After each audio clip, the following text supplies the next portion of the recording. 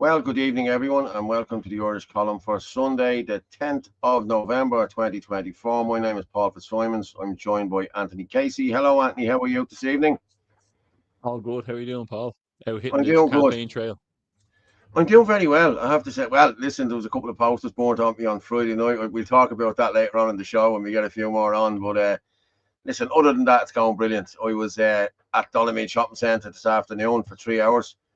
And I had a few of the girls from Coolock with me, and I had Joe with me, another guy, Joe Butler. He's a good guy as well. He's with the IFP a long time. He's one of the members.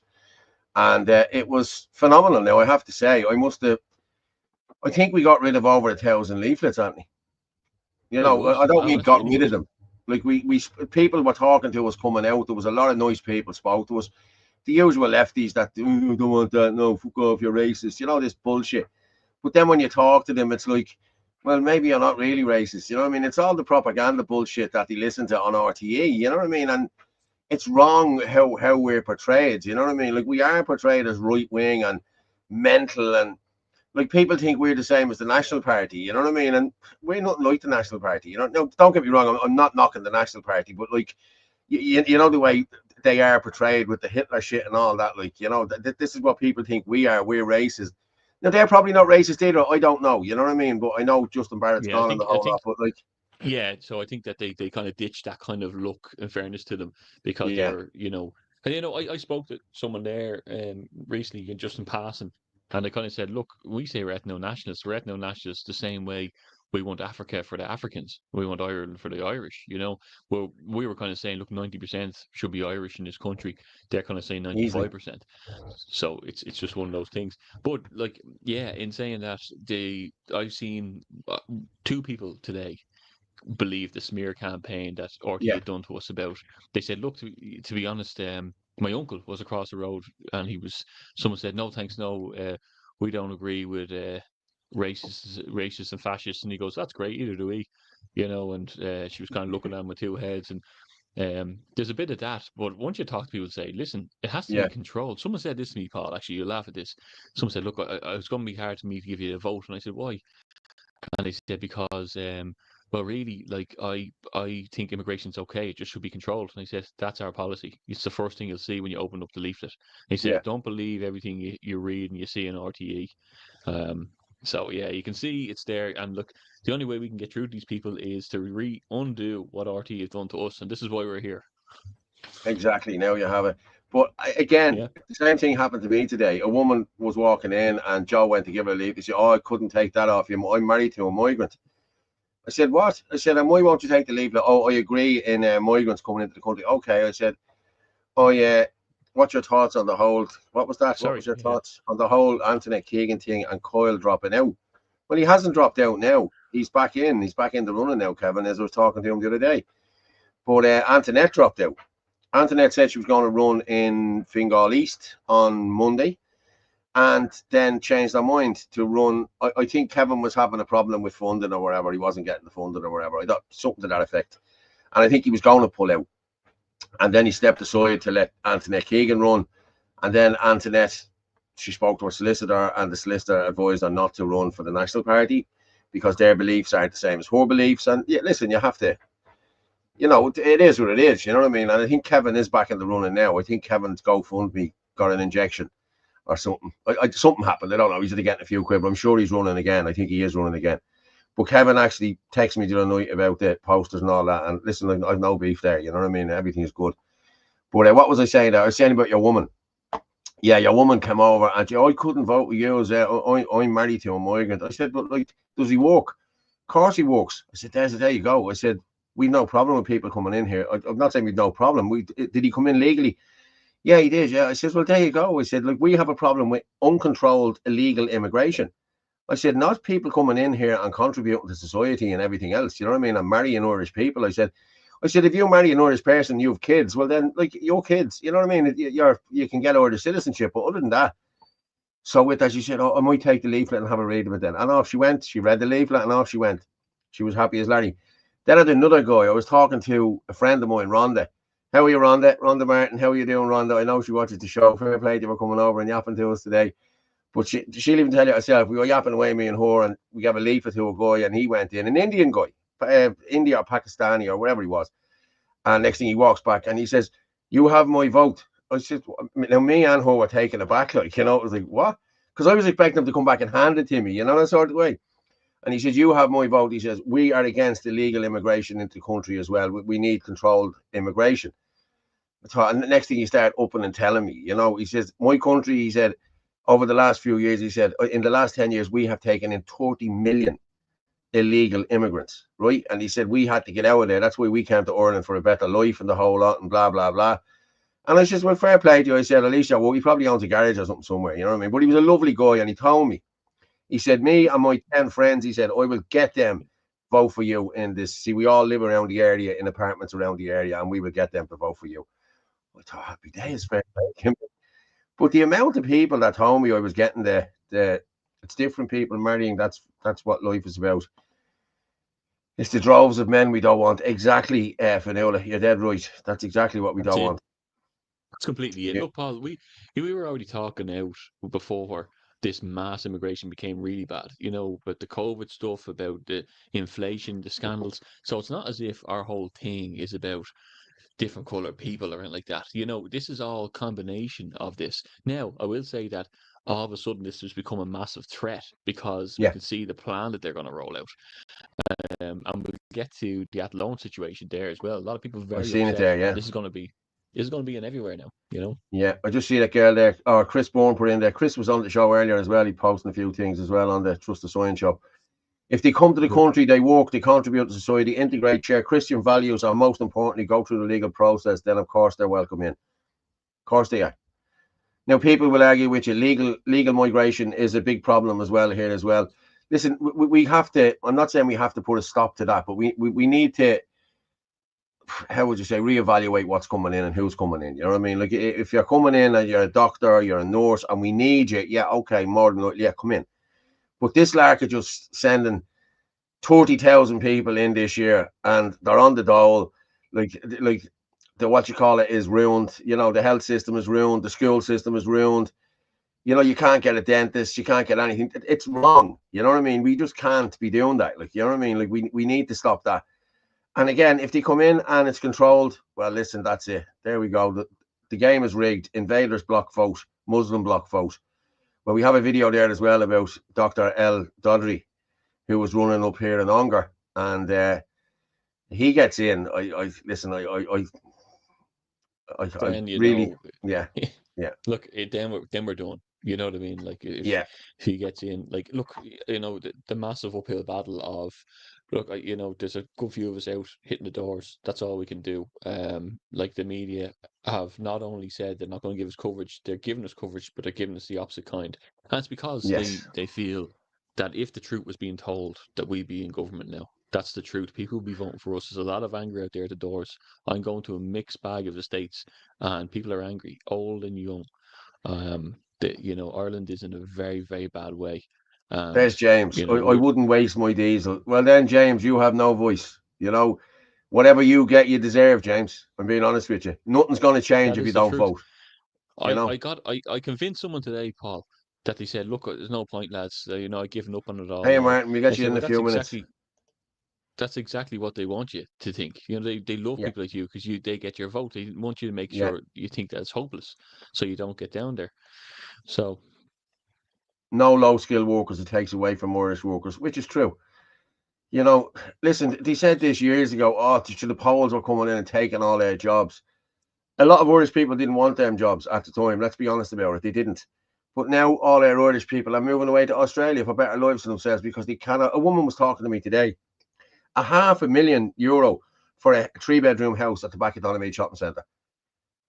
Her daughter was going to come back from New York, but there's no way they have the money to come back and do that. You know what I mean? They're living in a 1-bedroom apartment in New York, and they said they wanted to come home. Because I think their green card is up next year or June next year or something like that.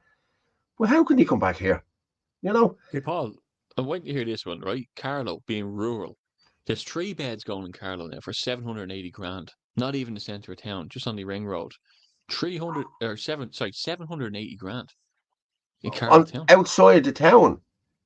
Outside the town. Now it's on the ring road, but Carlow's in bits. Like there's no shopping. Like big shopping centre and like that. There's feck all shops. They're all closing down. There's guys called Jermaine, Sean O'Brien, the rugby player, the guys who own Global Rail. They're all destroying that town.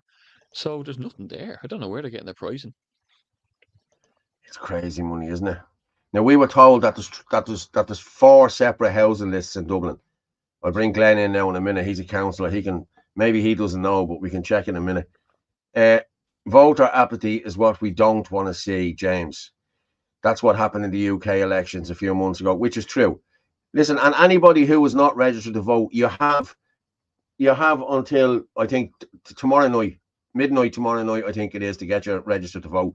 Please register to vote. Yeah. Like the postal vote is gone from today.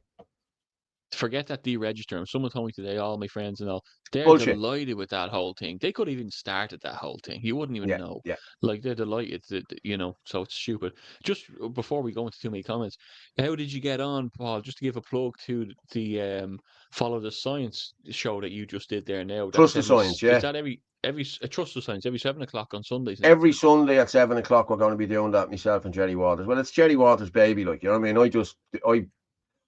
I'm the host. He's the main man. You know what I mean? You know, Jerry's the main man and everything. Let's be honest about it. He knows his shit. Like, you know what I mean? So we had a good hour. I set it up for an hour and a half just in case we rolled over. You know what I mean? Because you know the way sometimes here we only have 40 seconds left and I'm rushing and all that. So I thought I won't do that.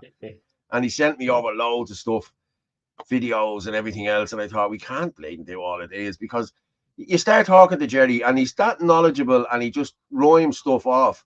20 minutes is gone, you know what I mean? And it's like, Jesus Christ, where did that 20 minutes go to, you know? And I like talking to him because it's something that's close to my heart, you know what I mean? Because I'm not an anti-vaxxer. I was dead right in what I decided to do. I know now I was dead right, and he knows now. He just verifies it for me, that how right I was, you know what I mean, and how wrong everybody else was with this, you know what I mean? He's just a very knowledgeable man, you know what I mean? So yeah, it was very good, I have to say, and it's every Sunday night, 7 o'clock, 7 to 8, and yeah, very good. Now I have to say, I love it. You should do it with him one night, Anthony. Give me a night off. Yeah, look, just. Yeah, I know. We'll talk about it. I had to be back here at. I had to get back here for 6:15, you know, to set up. I had everything ready in the whole lot, but I just had to get back here at 6:15 to get everything ready and set up. The way I was Newbridge till 5. I got home 6, put the kids to bed at 6:30. That took till 7:30, and then trying to add videos to this. Then I was, it does be a rush around because it starts again at 5:30 in the morning now when my 2-year-old wakes up. Yeah, that's the crack. Yeah, I'll be out canvassing now early tomorrow as well. The canvassing life is tough when you have kids, and kids, I look after her father-in-law as well, and just working around all that. Like my little son said to me this morning, Dad, I miss you. I know it is very sad, because unfortunately I have a schedule, and for the next 3 weeks, I have to stick by it, and it is going to be disheartening when you get people at the door like that. Like just like, it feels like the people who are slinging mud at you, they're the people you're trying to actually try and stand up for and protect. It's a very strange situation. Then you come home, you have to walk around in wedding shoes all day, basically. Your feet are sore. Like, you know what I mean? Like, you're eating coffee, or you're drinking coffee and eating like sticky buns and all, Yeah. Like, it's, exactly. I'm the same. We asked for it, so. Yeah, exactly. Well, my kids are gone down to down to our sisters. My kids are in school tomorrow, so I'll probably, if I don't bring them to school tomorrow, Neve will bring them and collect them. So I'm grand. She'll look after them and feed them the whole lot. My kids are 12, 10 and 8. So that, like, my uncle comes home, gets on the fortnight. He may as well be in a different world. The eldest one just onto her phone. She doesn't give a shit about anything else around her. And the middle one would miss me more than anyone because me and her are very close. You know what I mean? But yeah, but they're good. They're grand. They know what Daddy has to do. They know, and they'll tell you Dad is trying to save the world. You know what I mean? Trying to save Ireland. We'll save the world after we save Ireland, you know? I'm going to bring Glenn up there. Sorry for leaving you down there for a few minutes, Glenn. I'll bring you up there now. Yeah, you better be sorry. My good man? I'm fine, yeah. Very Glenn. I had a lot on today, so. Tired? Yeah, very tired. It's tiring, isn't it? I got canvassing going and I got posters up, so, but obviously we're all still at it, so yeah, it was actually pretty well. It was good enough today, but it started raining, so got back early enough. How was everybody else? I was good. I was just saying to Anthony there, I was telling everyone there, I was outside Donegal Shopping Centre. You have to book a slot, you know what I mean? I was there last Sunday, and the security came out and said to me, "Oh mate, you can't be here." And he said, "Well, listen," he said, "there's nobody here, there's no boss here." He said, "You can stay here. When the boss is back at 4, you have to go because he'll come down to you." So I went about 4:15. I didn't want to get the chap into trouble. He was sound enough, you know. And I sent an email off to the shopping centre on Thursday, and they got back to me on Saturday morning, telling me I had a slot for between 1 and 3. So I went there, and myself and Joe, Joe, remember, Joey, Joey Butler? He's one of our lads in the party. Joe came with me and 2 of the girls from Coolock. And Jesus Christ, phenomenal response, I have to say, really phenomenal. Like, we must have gave out 1,000 leaflets easly. And sorry, I'll be back in 1 second. There's something wrong with my camera. I can't. 1 second. I'll be back. I can see it. You're all good. But you look fine. He looks fine there. So Glenn always looks fine. Well, a big thing this week, Paul, and I don't know if you wanted to go with something different first, but big thing was Athlone. People are very upset with Athlone, starting from the call out of Shinadina to what was happening with the men going in there, or the proposed site, that carried on to a public meeting in the Radisson Blue during the week, and which followed up with now protests at the gate along with Gardaí and all the rest. So someone got up and spoke about it and put the fire under the councillors to say that Shinadina were the ones who called this out. So they were actually reacting. Is this Shinadina the guys in the balaclavas, is it?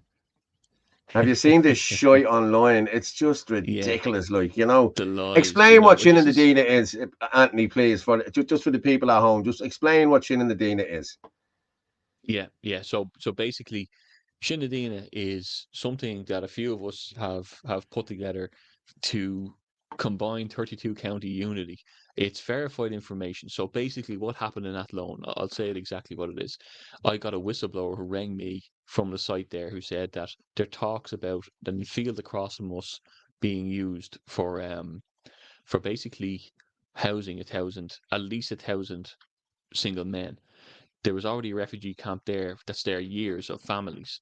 So he was upset about it. They were upset about it. They were worried about it, the refugee people, and nobody knew about it. So he went and he took videos. He verified information for me. I put it out there. Shinadina put it out there. I put it out on behalf. And then lads from Shinadina went up and they got talking to the locals, and I went up myself this week and I got an interview there at the gate and I got some new information. There's a public meeting, there was outcry, people were jumping on, ringing the place and getting on top of the councillors about it, so they had to react. So now we're at an impasse where we have guys on site there tonight and they're overnighting down there. And can we get any of them on? Questions. There's word that Simon Harris is going to arrive, and they said they're keeping me posted about it. Yes, if he does now, they think it might be spoofed because he might be avoiding it at all costs. But I'll show you the turn up of people who are annoyed about this. And this guy talking for a minute, and he's only talking for a minute and 20 seconds there, but he speaks very well. He puts the fire under them a bit. I'll play. Is that the Athlone meeting speech? Is it? Yeah. Will I go with it? Exactly. If there's this amount of people, they won't push us all. If this doesn't work, injunction, legal or whatever, it doesn't work. It's very simple. You're going to have the Gardaí are going to be here, the public order unit. Is everybody here ready to feel the blunt end of a baton? Because that's what's coming. The Gardaí will not be your friends when that time comes. I'm hoping that anyone that comes to your door to knocks for your vote will be there with you. Because there's no point in anybody standing up here tonight and say, I'm with you. We'll see when you're with us at that gate, because that's where it's going to happen. This is your town, lads. What's it worth to you?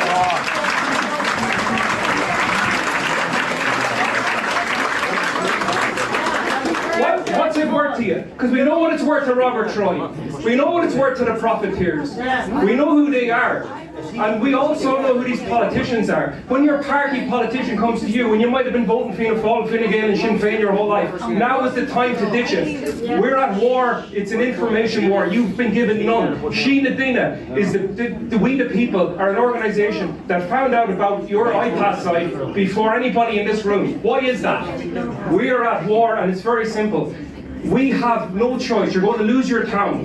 We can talk all night. I'm going to be very direct. This is not my first time addressing people. It's not my first time at a... Oh, Jesus, Very fair good. play. Well done. Yeah, spoke well. He went Spoke on. very well.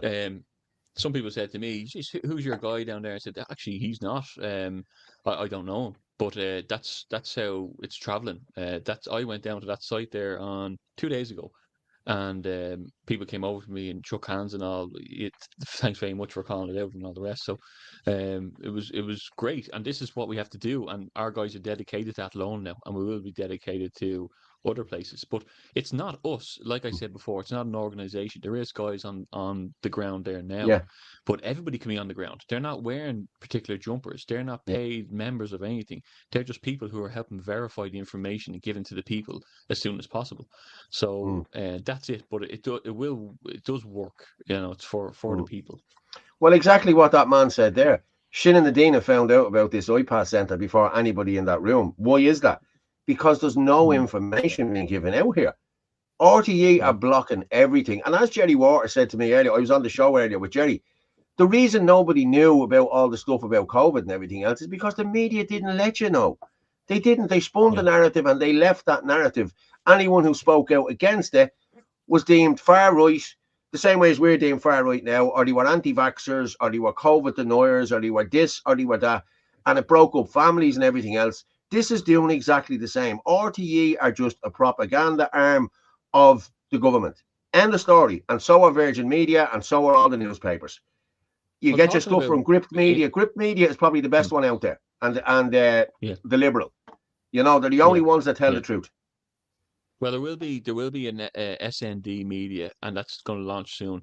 Shinadina Media, and there's guys already ready to take that and ordering the message, and they're working. They won't be, competition with anyone. It's just more and more platform to get stuff out.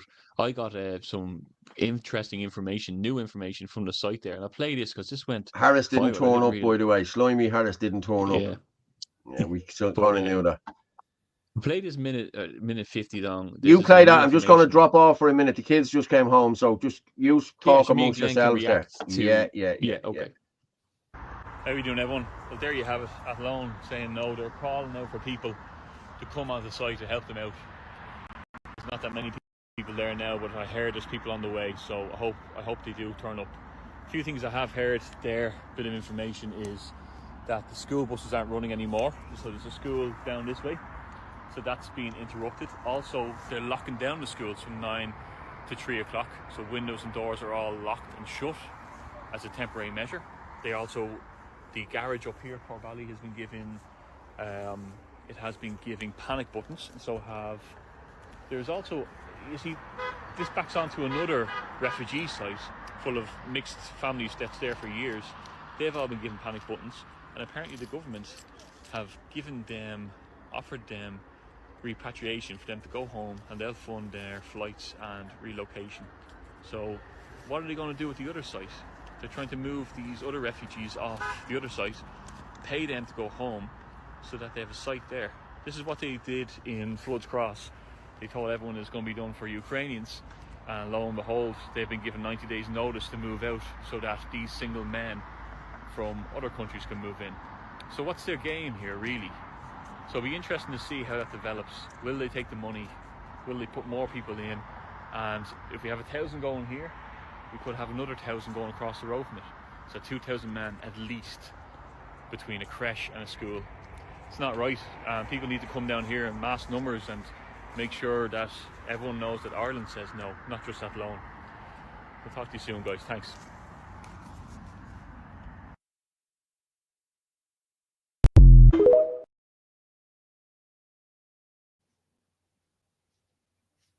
What do you make of that, Glenn? Were you clued into the Athlone situation at all? No, I think we have our own problems that looked out everywhere at this stage. I'm trying to catch up with all the videos that everybody's releasing every day. The last one I visited was Crooksland. I visited with another candidate that was running for the National Alliance, and now I've seen the videos, but I actually was not there myself, so I was only there the other day, and it's a fortress. Walls everywhere. You're looking at a prison. So, and they say it's it's an asylum center, and it's really, you need 10-foot walls in order to protect these people. So it's just crazy. Yeah, I'll bring in Martin there. Oh, hang on. 1 second. This is what happens when Paul walks away. How are you, Martin? Hey guys, how are we all doing? How are you doing, Martin? How's things? Not too bad. We're just discussing it Athlone. Yeah, I was watching it. I was watching it on YouTube. It's crazy, isn't it? Crazy. Go on, you were discussing that long. What's going on? How did you get on down there? Anyway, did it go well, or yeah, it went well? I seen the videos from the other day. Yeah, it did. It went very well. And there is, I think, the councillor was nabbed there earlier on. They were trying to get her. She was running into. Thank you. I think this is Councillor Gabrielle McFadden, and she apparently was new about it, and she's not answering questions. I think it's a 10-second video clip I show here.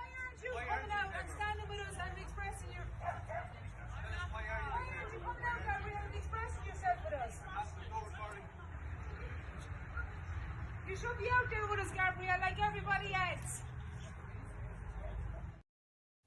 I know that guy with the beard. I tell you what's interesting as well is, you know, when I was on site, I asked how are the guards being towards you? What's the nature like? And they said, look, they're being very friendly. They're being great. They were 6 or 7 people standing in front of a contractor's van, and they were telling them, look, if you take a step every few minutes, then we won't have to get the riot squad out, basically. That, you know, that's deemed as walking. So they were walking the contractors in very slowly. Now, people have said to me, yeah, look, we saw all this in Dundrum. We saw all this in Newtown and Kennedy. They're your best mates. I think Dundrum, there was a particular guard there who was the person who made the first arrest, who was the guy who was on site drinking tea with everybody.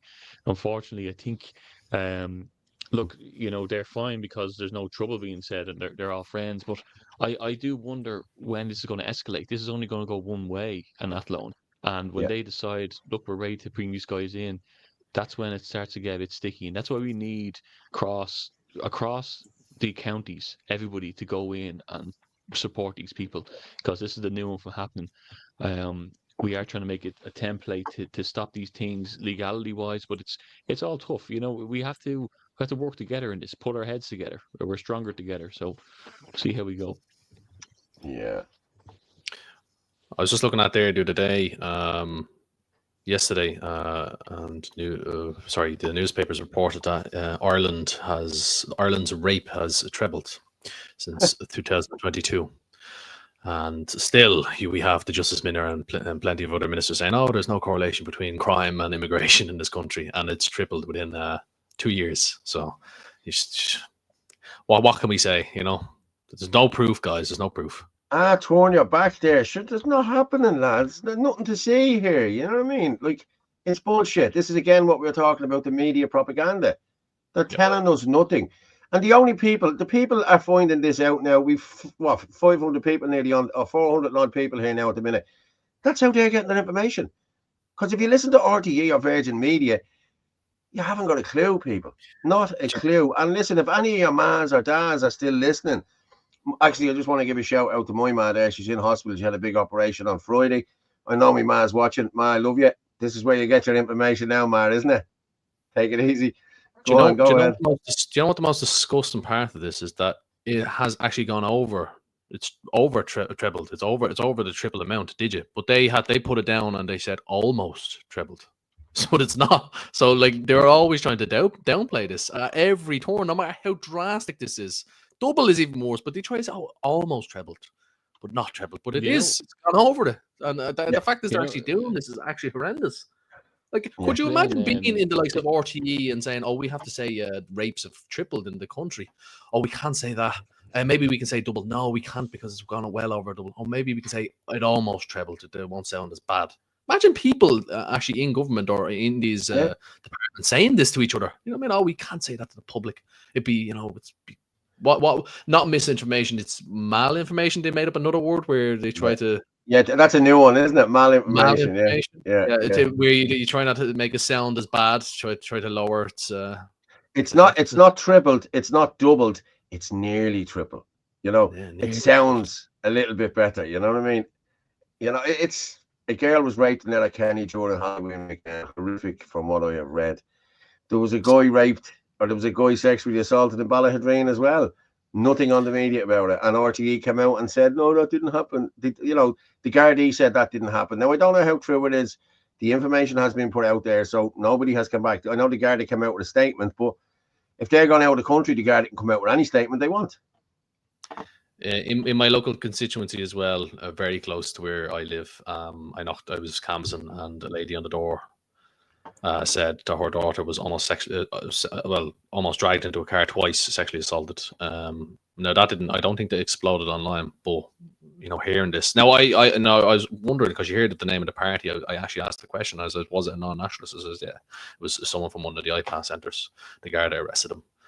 And I said, why don't you get the word out there? And she said, look, I don't want to. It's just, it's my daughter, and I know it's a serious crime, but I just don't want the attention on it. So I said, that's no problem. But if you ever do want to get your story out, can contact me. So, but you hear this at the door all the time, and I already posted on Twitter about the different people I've come across and their stories they've told me.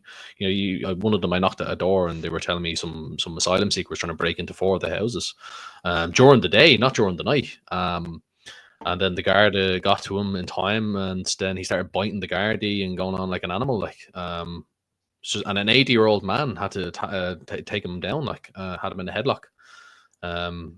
It's just mad. It's just mad the amount of stories I hear. Most of the stories you don't hear. All these stories explode online because someone has said oh, we have to get this out. But there's plenty of crimes out there that are happening that no one knows about. That oh, this happened, and they may have not recorded it. They may, just didn't have time to post it and just continuing on with the rest of with their lives. So Kaz Cole just posted there, guys, how can we get the word out for everyone to vote Nationalist? Loads of people giving out on social media but won't get out and vote. Tomorrow is the deadline to register to vote. Fianna Fáil, Fine Gael are still ahead in the polls by miles. We need to turn the tide and get everyone out of our family members to register to vote. What Nationalist party will have the best chance? I'll throw that out to Glenn. Yeah, I'm very sorry to say that you will have a lot of people still voting for Fianna Fáil, Fine Gael. They will not switch. I've seen that in the locals. I mean, if you look at the local county councils, they still dominate them. Their votes still go to them. I don't know why. I have no idea. They're stuck in their own ways and they'll never switch. The biggest blow to the nationalist movement is that a lot of people want change, and nationalism is the one way forward. But a lot of people have this in their minds as I'm not voting for Fianna Fáil, I'm not voting for Fine Gael, I'm not voting for Sinn Féin, and they vote for independence. And there's a lot of independents out there that do a lot of work, and they do a lot in the locals, and they're councillors, and they're nice people and whatnot. And they say, I'll give that vote to that person. And as soon as that person gets into government, they will be in line with the likes of Fianna Fáil and Fine Gael and Sinn Féin, and they'll continue on the same. They'll agree to everything. So this is the worst thing about where our country stands, is that there's too many people out there. A lot of people, not all, but they're saying I'll vote for independence. But you have to get the word out there that there's a lot of independents that are sheep in disguise. That's the best way of putting it. And we're gonna have a serious blow on the nationalist movement because of these independents. Make no mistake, I can see it. They got the votes in the locals. They can get the votes again in the general, without a doubt. So Martin Murphy's chomping at the bit there. Go on, in you go. What was the question? in relation to there is no out and out we'll say odds on favourite nationalist party out there. There isn't. There are some very, very strong candidates in certain areas, and there's different reasons for that. It's good campaigns. It's genuinely good people who just really have put the work in on the ground. Sometimes it's to do with iPass centres and areas have been affected, so they have massive support. But at present, there is no definitive nationalist party leading. The Alliance are strong because they got the three parties together. IFP are strong just based on our organisation, our policy, and our candidates. You know what I mean? We just have fantastic candidates. You know what I mean? And to put it kind of from a sales point of view, we've people that you can sell, you know what I mean? And that's the reality of it. Unfortunately, politics has devolved into almost a popularity contest as opposed to trying to sell policy, you know what I mean? And Fianna Fáil and Fine Gael are jumping on this with running fucking celebrities and nonsense like that. So unfortunately, you have to be likable. You know what I mean? Whereas strong policy isn't enough. You have to look the part, you have to talk the part, you have to walk the part, and finally, then you have to have the policy to back it up. So we tick an awful lot of those boxes with our candidates and our setup. Like the reality is, there'll be a big, massive review after the election because again, I don't think anything's going to change. It's going to be Fianna Fáil, Fine Gael, due to people's stupidity at this point. There's no other way to call it. If you're stupid enough to vote for Fianna Fáil and Fine Gael, you deserve what you get, and we'll try and save you as best we can in 5 or 10 years. But it'll be Fianna Fáil, Fine Gael. I hear they're courting Labour, but the last poll I saw, Labour is actually dropping. The Soc Dems are apparently 2 points ahead of Labour. I can imagine Fianna Fáil, Fine Gael, and the Social Democrats, or Independent Ireland, right, who are snakes in the grass. Do not trust Independent Ireland. That organisation is not to be trusted. Do not. If you vote for Independent Ireland, you're voting for Fianna Fáil, Fine Gael. That's the reality. So I'm 100% saying not voting for Independent Ireland. But I reckon the next government is going to be Fianna Fáil, Fine Gael, and Independent Ireland, and possibly one of the Marxist parties. Social Democrats. So Yeah, I let slip. Sorry, it was let slip that a Social Democrat councillor spoke about Gannon, what's his name, Gary Gannon, and he was eyeing for Minister of Education. So he must have been in communication with Fianna Fáil. Sure, he's a gobshite, definitely. Well, that's what they want. They want the and I look. You can't allow these people to woke to get control of the education system again. Well, they've had it for the last 15 years, like, you know. So yeah, we do need to take it back. But anyway, look, the reality is it doesn't matter wherever the pieces fall in the election. The battle doesn't end. Like nothing changes the day after the election. We get straight back to work, and it's back to we're going to have to canvass for 5 solid years after this election and build a coherent nationalist movement that we can genuinely offer an alternative government to the people. You know, for the meantime, this is the same as the locals. If we get 1 or 2 across the board, same as Glenn getting in the locals, that's a massive achievement. Now, the public could surprise us. We could get 10 or 15 nationalist candidates elected, and then that has to be formed into a coherent unit in the Dáil, a coherent working group that can act as an opposition. Now, that would be amazing. That would be a massive achievement. And there's someone posting there, vote for Derek Bloy. He has the charm and charisma. Plus, he's a clever, likeable dude. If Fianna Fáil or Fine Gael get in again, we're finished as a nation. I agree. I have good time for Derek. I think he's a good guy. Yeah, if you're in Derek's stuff, you know what I mean? And I think Derek will. I think Derek has a great chance in Cork. You know, I really do, because people in Cork are sick of this. You know what I mean? They're seeing the wokeism and everything else. So good luck to him. You know, good luck to Derek. I do like the guy. Another guy says there, vote for Gavin Pepper, #1. Everyone is voting for Gavin. Gavin's another good guy. Like I helped Gavin till 3:30 the other morning putting up posters. Myself and Clive. We got most of his posters up the other night. After we finished doing mine or whatever, I headed up to him. I came home and had a bit of grub, and I headed out and helped Gavin, you know. So we have to help each other, you know, that sort of way. Because if I get in, I'll be joining with Gavin and whatever, and Malachy probably, you know what I mean? Or whoever else joins, we join, you know what I mean, if I do get in, you know. So as you said, Martin, we have to be a coherent thing, you know? It has to be a coherent opposition, and the very first thing that has to happen is that if, let's just say, it was amazing and we got 10 or 15 in, there has to be a spokesperson elected straight away. The group has to be formed straight away to get speaking time in the Dáil, and then a leader has to be agreed on straight away, and that leader basically is just the person who stands up and gives the government the stick, and that doesn't have to be the person in charge. It just has to be the person who has the best ability to cut the living shit out of the government in a polite, intellectual, and damning way. There's no point in getting into government and just trying to have shouting matches. Do you know what I mean? We have to be better. That's me, Donald Duck. So we have to we have to hammer them with facts and figures and facts and figures and facts and figures and facts and figures. Do you know what I mean? And belittle them through their incompetency. You know what I mean? Not name calling, and you know what I mean, you're hated and all this kind of stuff. And it's literally facts and figures. Absolutely hammer them. And then, like I said, we have to try and force our way into the media mainstream media. We have to try and every single chance we get to get on RT or Virgin Media. I hate them, but we have to use the enemy's platforms to get out to the electorate for the next election, because the plan remains the same, guys. We have to take the government in whole, and we're not going to do it this time. But I'm actually beginning to think we could do it in 5 years. I genuinely think we could do it in 5 years if everybody's willing to pull together after the general election. Dan O'Hagan just put in there, don't trust the polls. I agree. People. I agree too. These, listen, the American polls had Kamala Harris miles ahead that she was going to win this and win that, but we all knew different. And I got to be honest, lads, the reception I'm getting at doors and today, I had two people. I had one fella called me a racist prick. Okay, that's when I good. And I asked him, I said, why'd you call me a racist prick? I said, how am I racist? You're a fucking racist. I said, all right, you clown, good luck. And I let him go. Then I had another girl come over and said, I couldn't vote for you because you're anti-immigration and I'm married to a migrant. And I said, I'm not anti-immigration. I said, I'm anti-illegal immigration. I said, but controlled immigration. You come in here, you integrate you. And she said, I said, does your husband work? She said, of course he works. I said, have you kids? She said, of course we have kids. I said, well, there you go. I said, he has integrated, hasn't he? I said, he's not a problem to this country. I said, it's the thousands of men, undocumented men that's coming into the country. I said, that's what we mean by uncontrolled immigration. And then I was telling the lads earlier, Martin, I had an Indian guy come over to, I don't know whether you were listening. Were you listening earlier when I was talking about it? Yeah, your mic has gone off, by the way.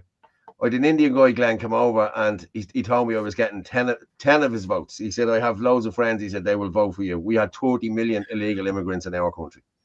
Yeah, so the Indian population, and I've had two talks with two of them before. One of them came out and literally said he's terrified because of Islam. And I said, okay. And I says, I guess I'm guessing you're Hindu. And he goes, yes. And he goes, one of the reasons he left in his area in India was that Islam was a serious big problem in his town. Kill each other in the middle of the streets. And he said he has, I don't know if he had children, but he said he came to Ireland and he feels safe and all that. And he says they're getting out. He just said they're getting out of control, and I'm terrified as well. So you have my vote, and I think I vote, yeah, the locals. So they lay eggs, don't they? Them they lay who? Remember what's a Hindu? A hen lays eggs.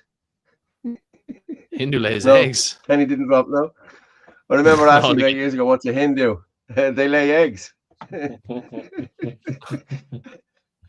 was the best. That was the best Kulshi accent. That was. I was just going to say it doesn't work in a Dublin accent. Yeah. What's a Hindu? Yeah, no. I'm not slagging the Hindus. It was just a little joke there. Yeah. Just say who's taking the horse to France. Anthony, can I just say something there for you? Just the background and everything else. It looks like you're a Jew. It looks like you have one of them black Jew things on your head. You know them little hats.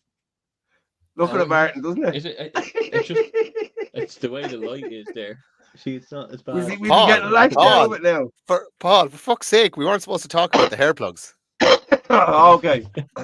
It's not Gavin we have on. It's all right. Can I say something just when we're talking about the influx before I was rudely interrupted there by Paul? And now I'm joking. There is something else there, just when we're talking about Shinen and the Athlone site, before we go on to anything else. There is I had the house up there. Martin, you help me out. What's this new site near Kerr? At the Lodge. Is it the Lodge House? I only had it there a second ago, actually, and my phone's at the moving. I wouldn't be familiar with the site. Kilcoran Lodge Hotel. There was a call out for that, and I have a short video here on it that they put out, because I think a lot of people are very unaware that that is now being planned for an iPass centre. Look, I think there's weddings booked, and there's a lot of locals not knowing. I think it's the only place around with a swimming pool as well, and certain facilities that's going to close down to this. I'll play the video. You can take a look. As part of our commitment to keeping the community informed, Shinen Adina would like to bring an important matter to the attention of residents and visitors to Kerr and the surrounding areas. The Kilcoran Lodge Hotel, located just outside of Kerr, County Tipperary, is under the ownership of DEY Hotels Limited. The directors are Mr. Donald Keating and John Lovett. Recently, rumours have circulated within the community regarding potential changes to this hotel's use. These rumours suggest that Kilcoran Lodge may be transitioning to serve as an iPass centre, housing male migrants under the Irish Protection Application Accommodation Service, iPass. If accurate, this change could affect those who have existing plans, like bookings with Kilcorrin Lodge for upcoming events such as weddings, family gatherings or hotel parties.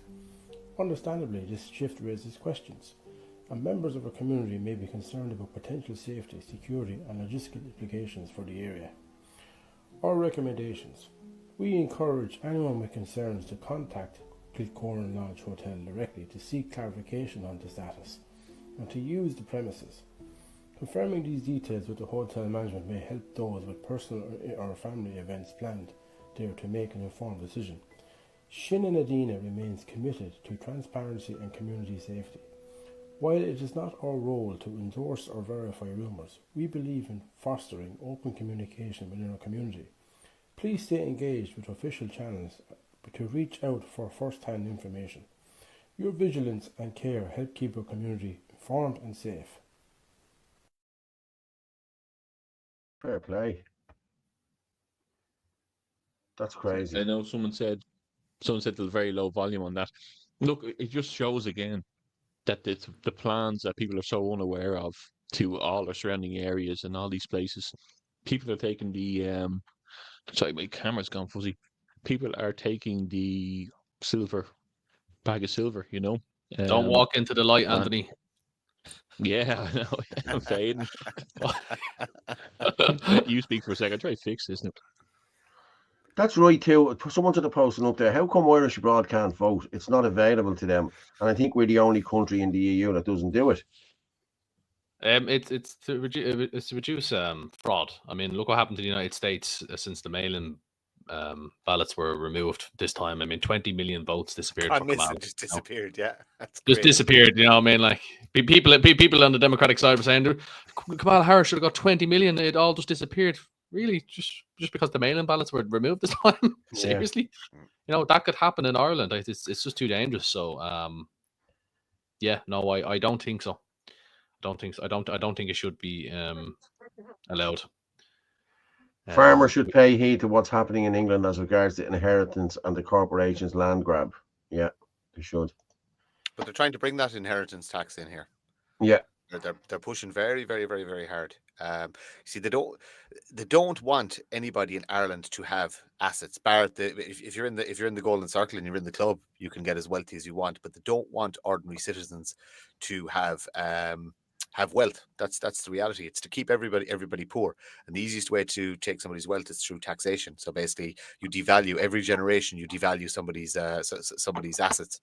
And like people don't realize it yet. Like the middle classes who aren't affected yet by iPass, etc., in the more affluent areas and stuff like that, they won't admit it. But at the end of every month, I guarantee you, they're having to dip into their savings to make ends meet. The wealth transfer never stopped from COVID.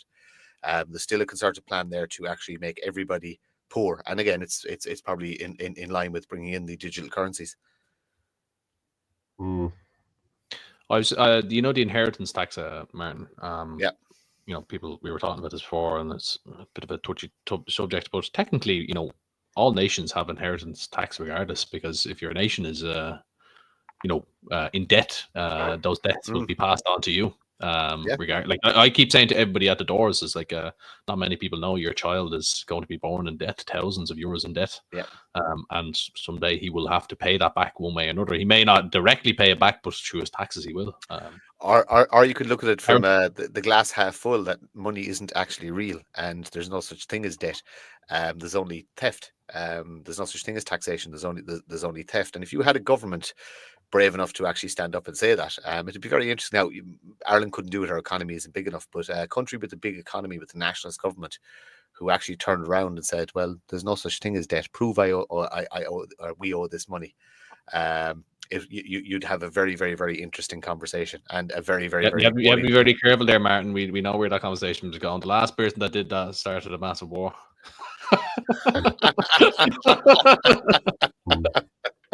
Who was that? Which he did. yeah. I actually, it was only when you said it, I can't do it. Oh fuck! I know he's talking about. I'm gonna shut up now. I'm not having that conversation.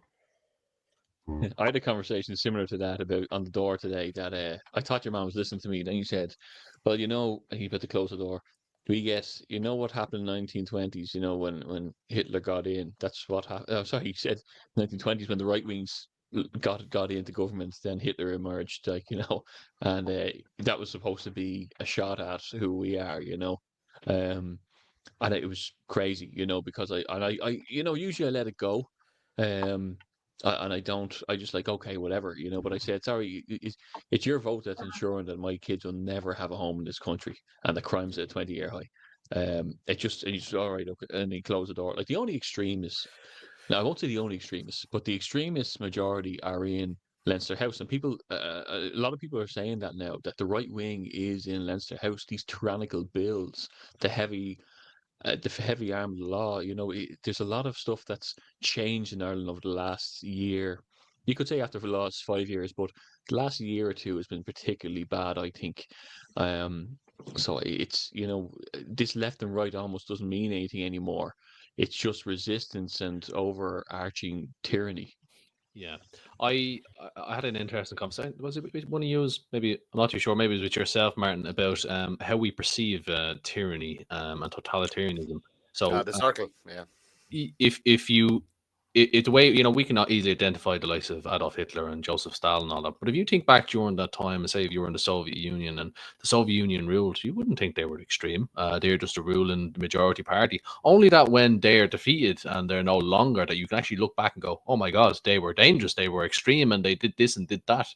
I guarantee you, if times will change in the next 20, 30 years, and you remove Fianna Fáil and Fine Gael and what they tried to do in terms of silence of people and all that, people will look back and put it in the history books that these people were dangerous. They tried to take control in a very sly and sneaky way, and we have to try to avoid that for for the future.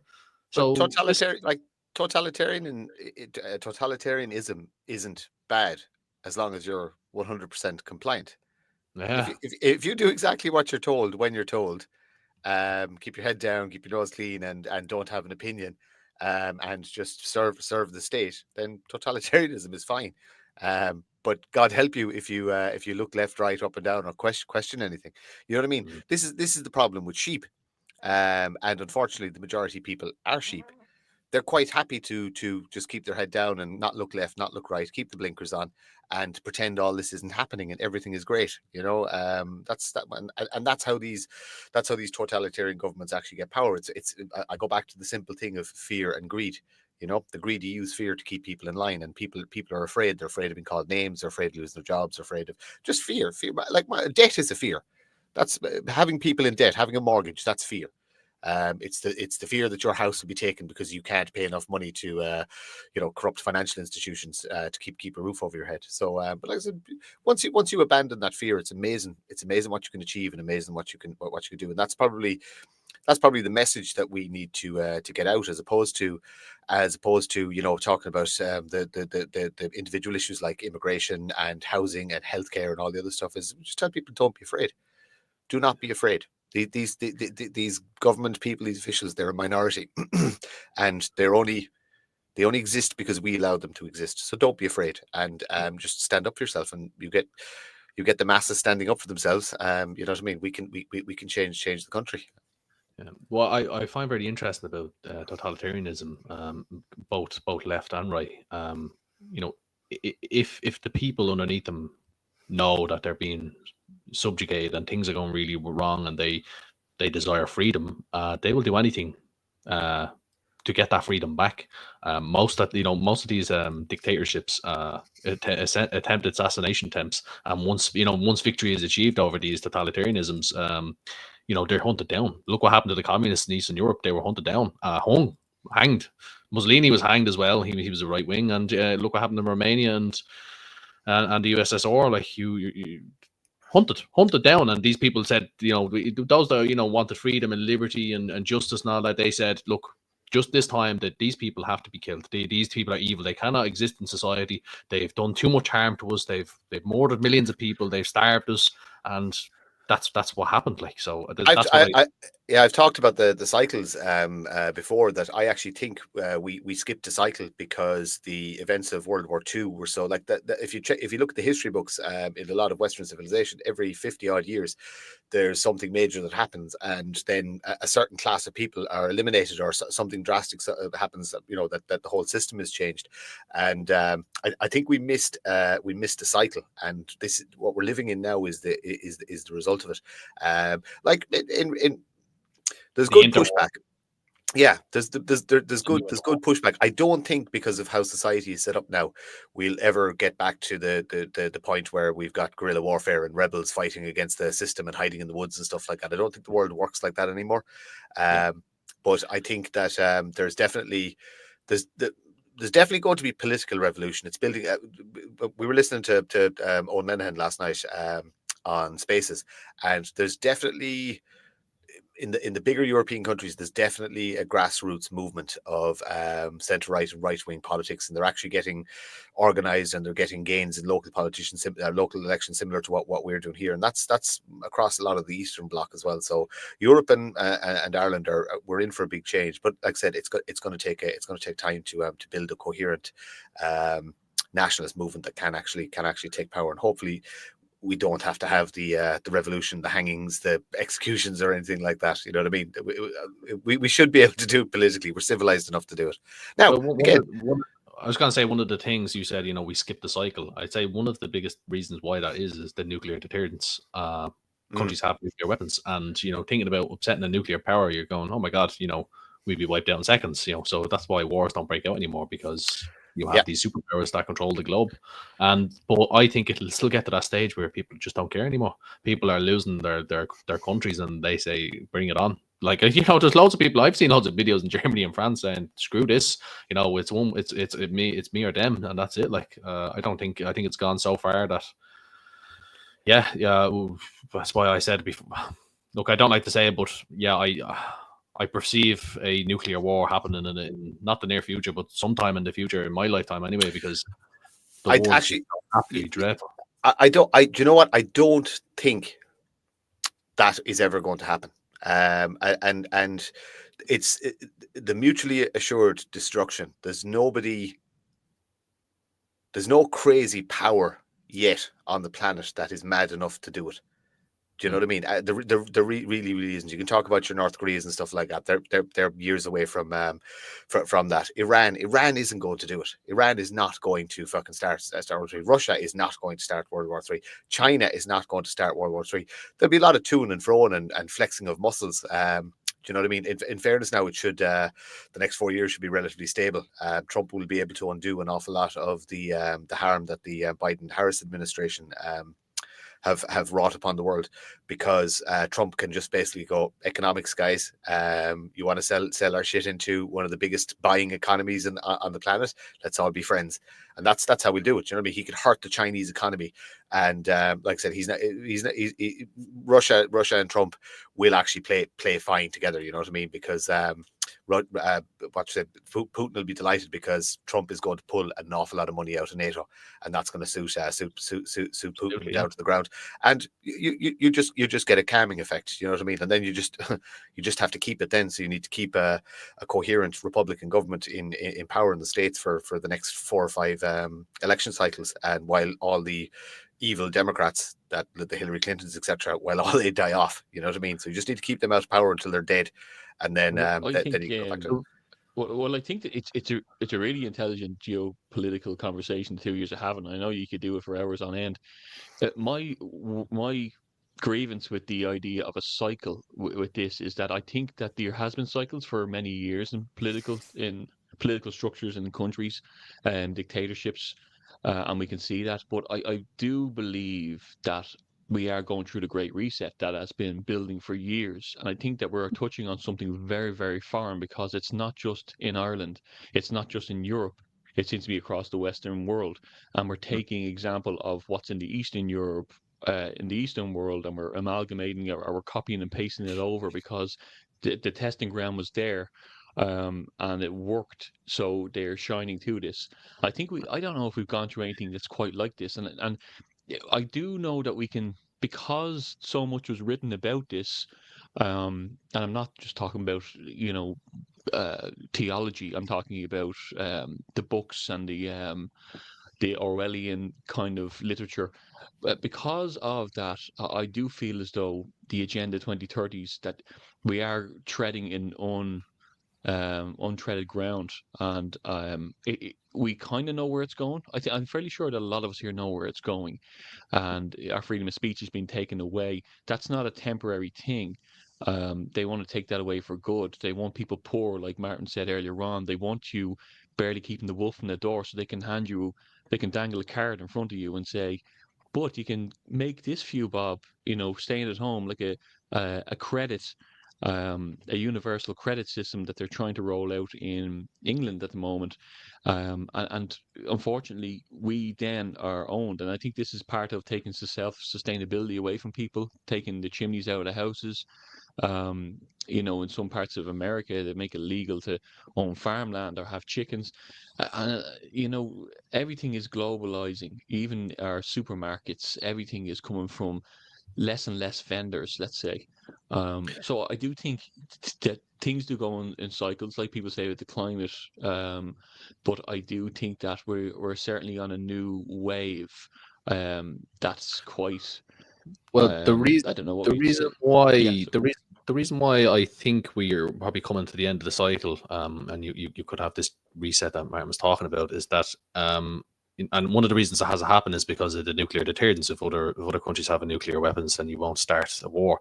But the United States and Russia and China have been working since the 1950s in order to reduce the threat of nuclear warfare. So since the 1980s and 80s and 90s, you've had like the likes of the THAAD system, which are systems designed to shoot down nuclear weapons before they reach your countries. So the ICBMs, the intercontinental ballistic missiles, they can only be launched from nuclear silos. And the biggest problem with that is that if they fire one nuclear weapon, just once, it takes over an hour or even hours for them to reload. And all you have to do is strategically think about how to wipe them out before they can reload as well, and think about.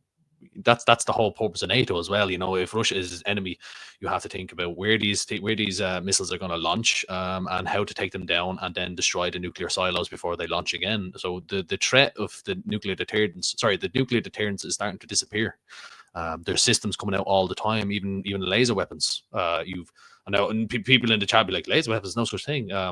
You actually have laser weapons, which is like highly focused laser beams, not an actual beam, but it's invisible. It's and they use it on ships and stuff like that. They hit pirates and stuff like that, put them on fire. They do exist, and that's a new system apparently the United States has about shooting down nuclear weapons.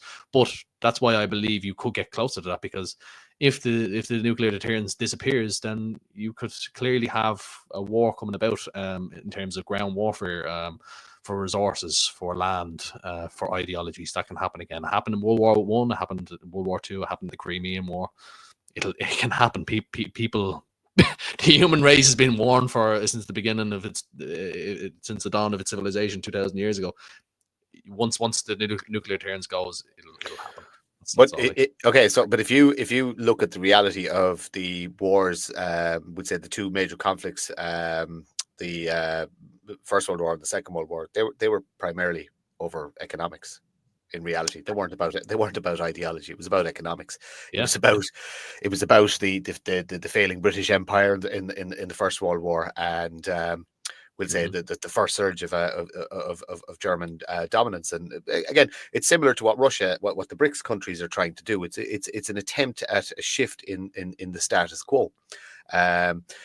Like I said, the difference now is because technology is so advanced, that war could be over in less than a day, and nobody could be left alive. You know what I mean? So it's very hard to win now. What we're living through now is more akin to the old style 60s and 70s Cold War between Russia and America.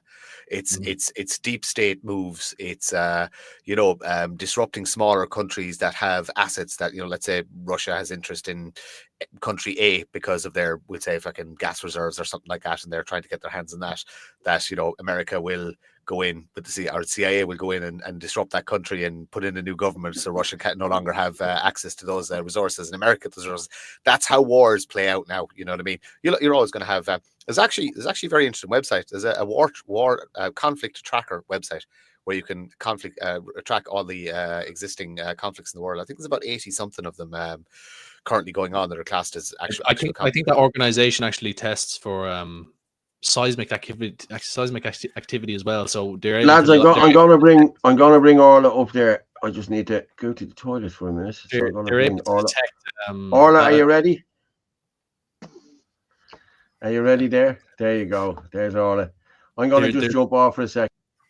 There's organizations on the planet that detects seismic activity, so they're able to detect if a nuclear weapon is launched, not exploded. So I think it might be the same one, but and it's globally. So these are people that are dedicated, and they have the funds to do it. They alert the world if a nuclear weapon has been launched, and they alert the United States if North Korea launched it, because they're the same. It's the same people that would give the information for earthquakes and stuff like that. It's the same sort of. Now, I'm not an expert or a geologist or something like that, but if a nuclear weapon was launched, the world would be told about it very fast from independent groups. So, yeah, it's quite interesting. But like I said before,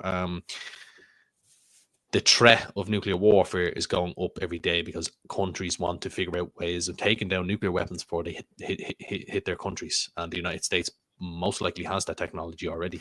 They do, and they don't. And then you have to look at the hypersonic capabilities of the Russians. Technologically, you'd say advantage Russia at this stage. Now, look, there's a lot of deep state stuff we don't know about. There's a lot of stuff floating around in orbit of the planet that we don't know about. You know what I mean? So there is probably. I mean, Russia, as far as I'm aware, Russia have nuclear platforms orbiting the planet. They're able to launch from space. There's no need for that. It's a waste of money. A lot of people have said that before, and if anybody's in the chat and believe that it's not true, and is for the simple fact is there's no need to put missiles on satellites, because the silo, you could just build a silo anywhere on the planet, and you could launch it to anywhere on the planet. You could target anywhere. So so the ones in the United States and is it Nevada? I don't know where their nuclear silos are, but they can hit anywhere on the planet. There's no need for them to be up in space. In fact, they're probably more. They're probably easier to take down if they were in space. So it doesn't make any sense from a military point of view. No, the internet. So I know that the Russia has about 301 or 2 nuclear silos, but the world believes that most of them are incapable of launching anymore because they were built during the Soviet Union. They were built by the Soviet Union, and Russia doesn't have the economy to supply them constantly. Not only that, is that the nuclear weapons, plutonium. So if they are plutonium heads on them, plutonium has a half-life of 8,000 years, I think. And that means that it degrades or it changes its form to where it can no longer be. It's no longer plutonium, because plutonium doesn't exist on the planet. If it has a half-life of 8,000 years, it means in 80,000 years it won't exist. So the weapons, no country can trust. So if you build a weapon with plutonium back in the 1980s, you could launch it now and it might not explode. It might not go off because it doesn't have the exact plutonium in it that's necessary for it to undergo nuclear fusion. So because it's a fusion bomb, I suppose. So that's why the world believes that there's not all these nuclear silos are incapable of launching. So people believe it's as low as 30. So you have 30 nuclear weapons can launch from Russia, and then it'll take an hour for them to reload every time. So this is why the nuclear deterrence is going down. That's and some. I mean, you can fact check me on that as well, but that's my understanding of it.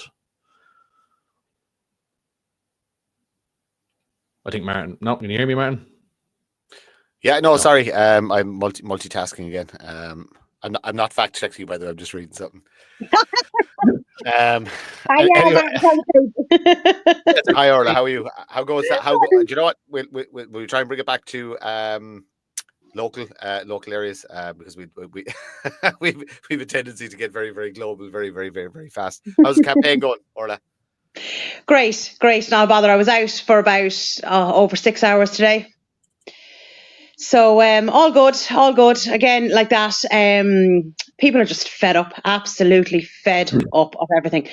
But look, it's all going to depend on whether they go out and vote, isn't it? Yeah, Yep. that's 100%. I think you're doing a great job, by the way, Orla. I think you're getting Thanks, Anthony. great feedback out on the ground. You're getting great PR. I think it's going really well. It looks like it's going really well for you. So fair play. Have you It got is. any of No, your it's posters going. in?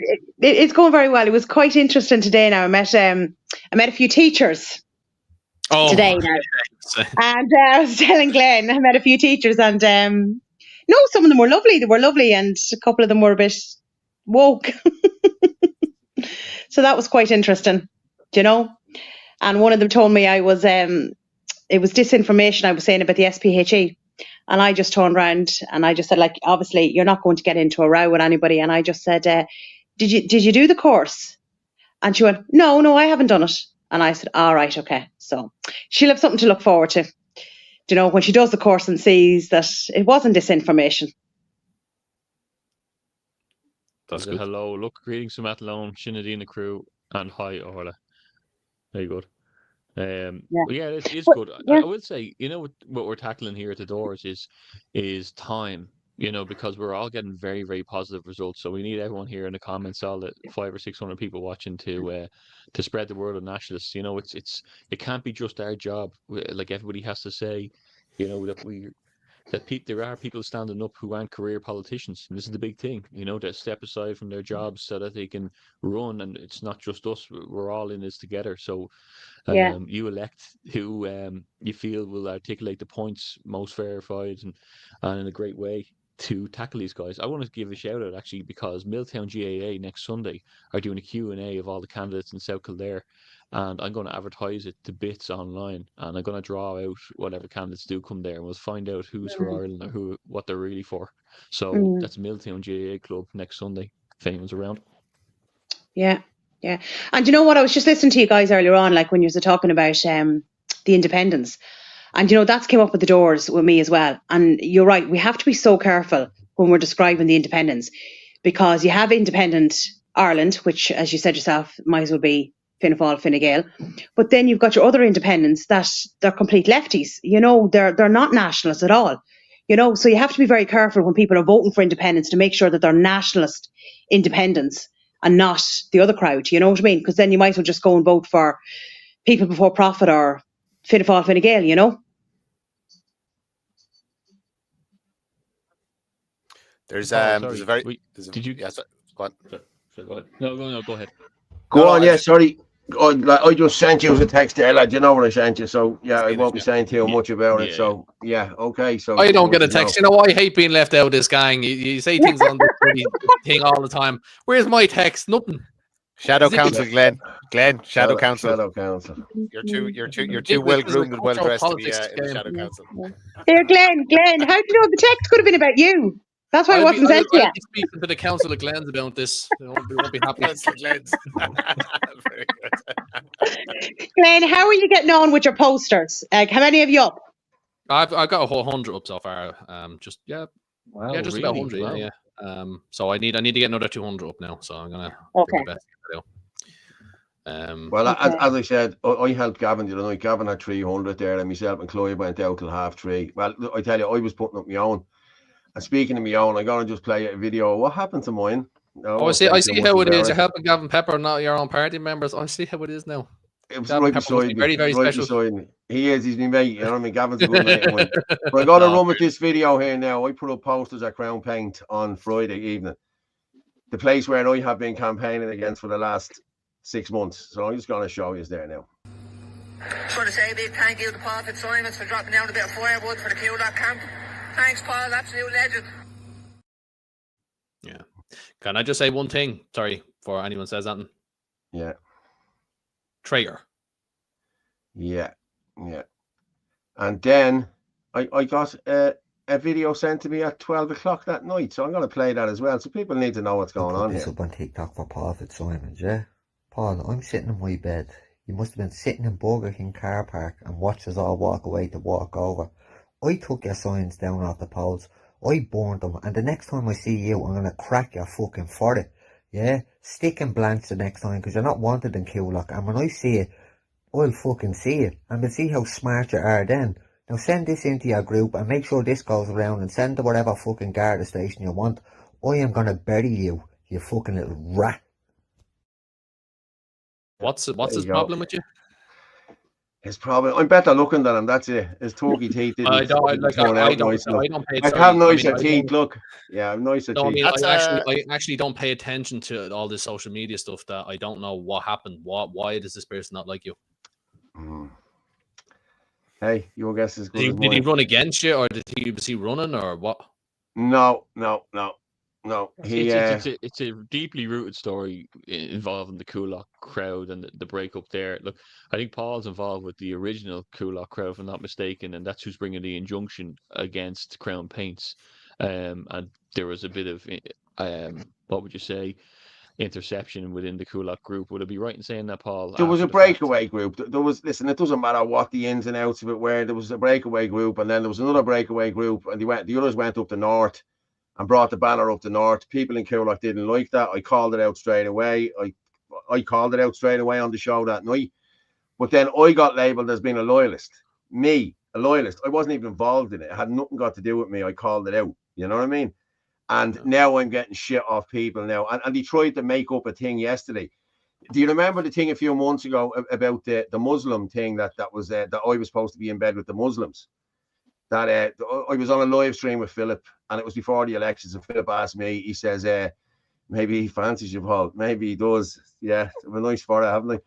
But No. yeah, so what happened was, me and Philip, I was doing a live, Philip was doing a live, and I said, look, we're doing a live with each other, blah, blah, blah. And Philip said, how are you getting on with your campaign? I said, I'm going to be honest. I said, people are sick of the immigration into the country. I said, even the Muslims at the doors when I'm knocking, I said, are giving out about the immigration. That's all I said. The same night then I was on Toby Space, and the lad said it to me, oh, you said something about the Muslims being whatever, annoyed over it too. I said, yeah. I said, if I'm to get in, I'll probably have to get the Muslim vote. And it was a big laugh and a joke. You know what I mean? That was it. There was no... So your man, whatever his name is, some gobshite from... I think he was National Party. He's affiliated with them or something, this fella, yeah. And he put up something. It was him who knitted it together and put it up. And boom, there you go. That went up. So then your man Crow yesterday, this same fella here. Now I know he met with the Muslim Brotherhood in Belfast. I know that for a fact. So he tried to make out that they made up some sort of a... I'd say it was your man who done the same thing, the thing about the Muslim thing with Philip. He made up some sort of a thing on Facebook where I was supposed to be texting the... You've seen it already, didn't you? Yeah, I did. Sure, I sent it on to you. Yeah, I was supposed to be texting the Muslim... I'll find it now in a minute. I'll put it up. But I was supposed to be texting the Muslim crowd of Ireland. And I says to your man, I says to you, I hope our Muslim player Mo Salah scores tonight, brother. Yeah, I love you too, brother. Stupid shit like this, like, you know what I mean? And I said, I text them. I said, what sort of crap is that? I said, it's even shitty editing, you know what I mean? But a load of people jumped on it and started saying this, that, and the other. You know what I mean? Oh, what's this all about? And somebody posted up, this fucker needs a bullet, but took it down straight away. You know what I mean? I couldn't even get a chance to screenshot it, like, you know what I mean? But this is the mentality of these people. They're idiots. You know what I mean? They think they're all for the cause and they're all for this and they're all for that. They're nobodies. You know what I mean? I know they're nobodies. You know what I mean? So there's But two yeah, things it was just... I'd say to that. So first of all, that's a verified death threat. So I would actually be at the very least bringing it to the attention of the guards, because it's a death threat. Yeah. Is a death threat. So Yeah.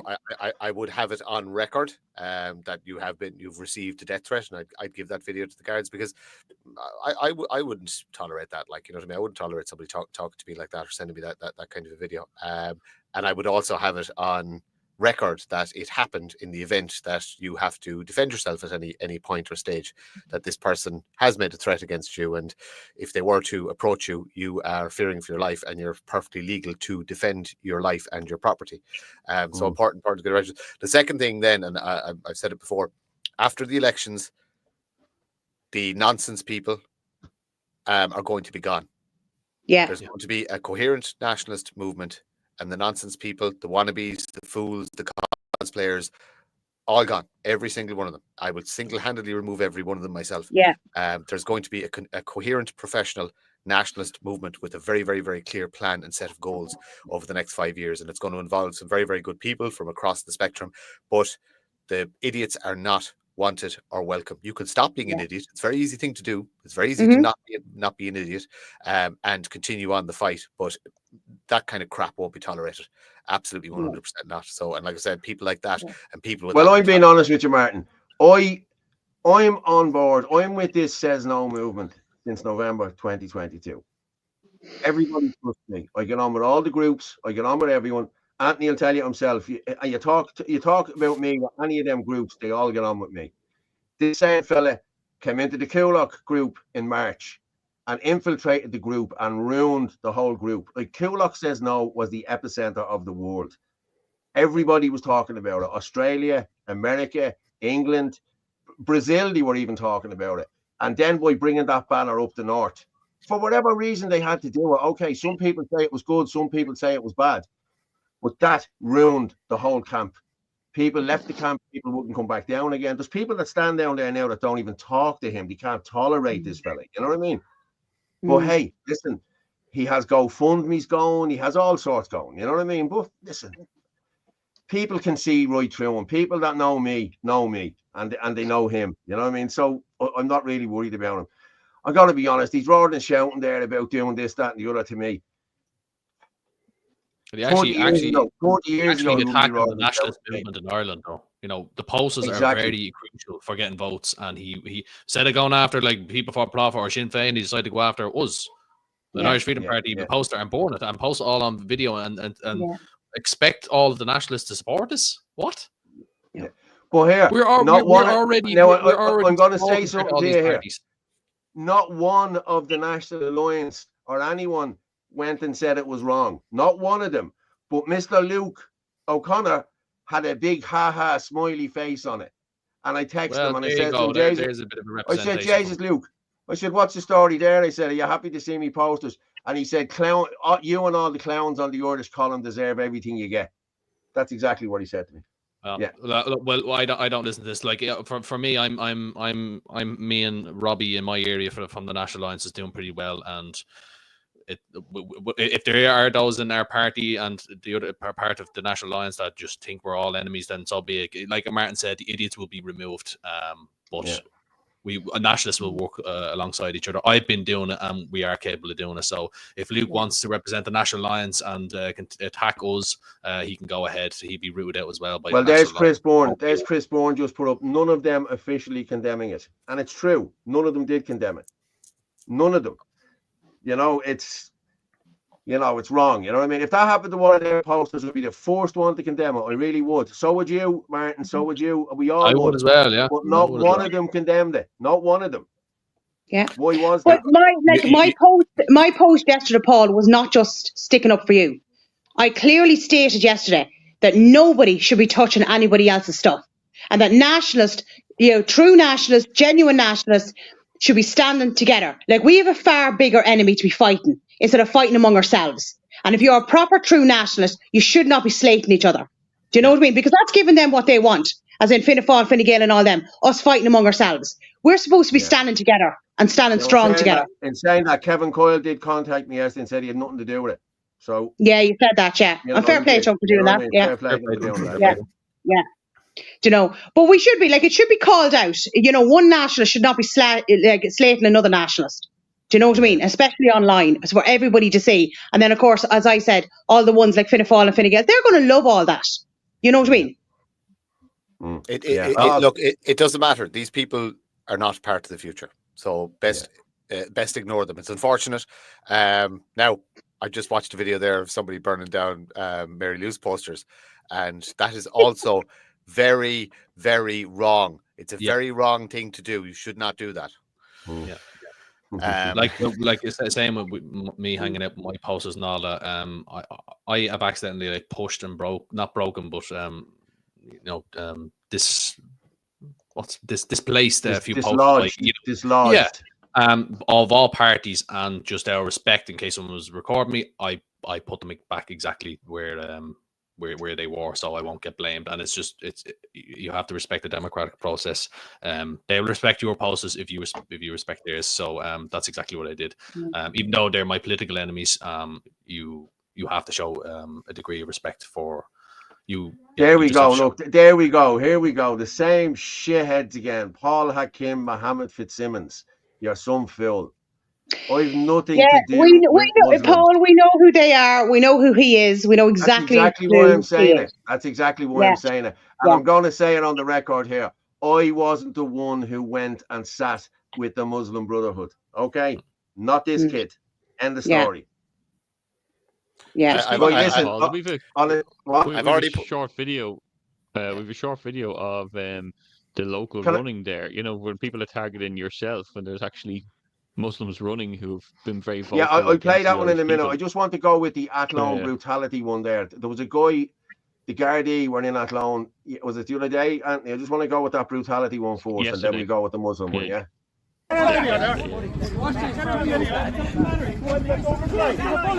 This is abuse. He never said anything.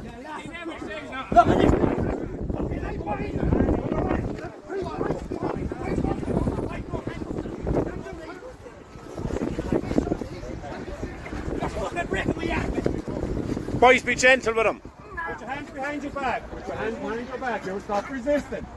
Stop resisting. Stop resisting. Stop resisting. Boys, you have your knee stuck in them, boys. Boys, take your knee out of them, boys. Have a bit of respect for him, please. Boys, have a bit of respect for him. You have your knee stuck into him.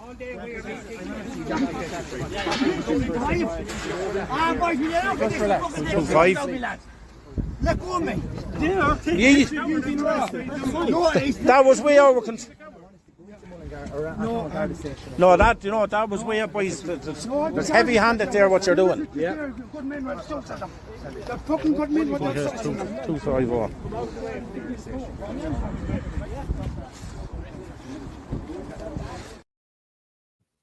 Jesus Christ, that's disgraceful. Disgraceful. Fair play to your man. He's like a little Jack Russell, and they're 10 feet ahead of him, and it's Jesus. What? It took 3 guys to take him down. Fair play. Yeah. And actually, just to go back there for a second, just what you were talking about there, Glenn. Fair play to is it Robbie Coyle? Yeah. Like for like giving you a hand with the posters and everything like that. Like fair play to him. I want to give a shout out to Lorraine O'Sullivan, who's with the National Alliance as well.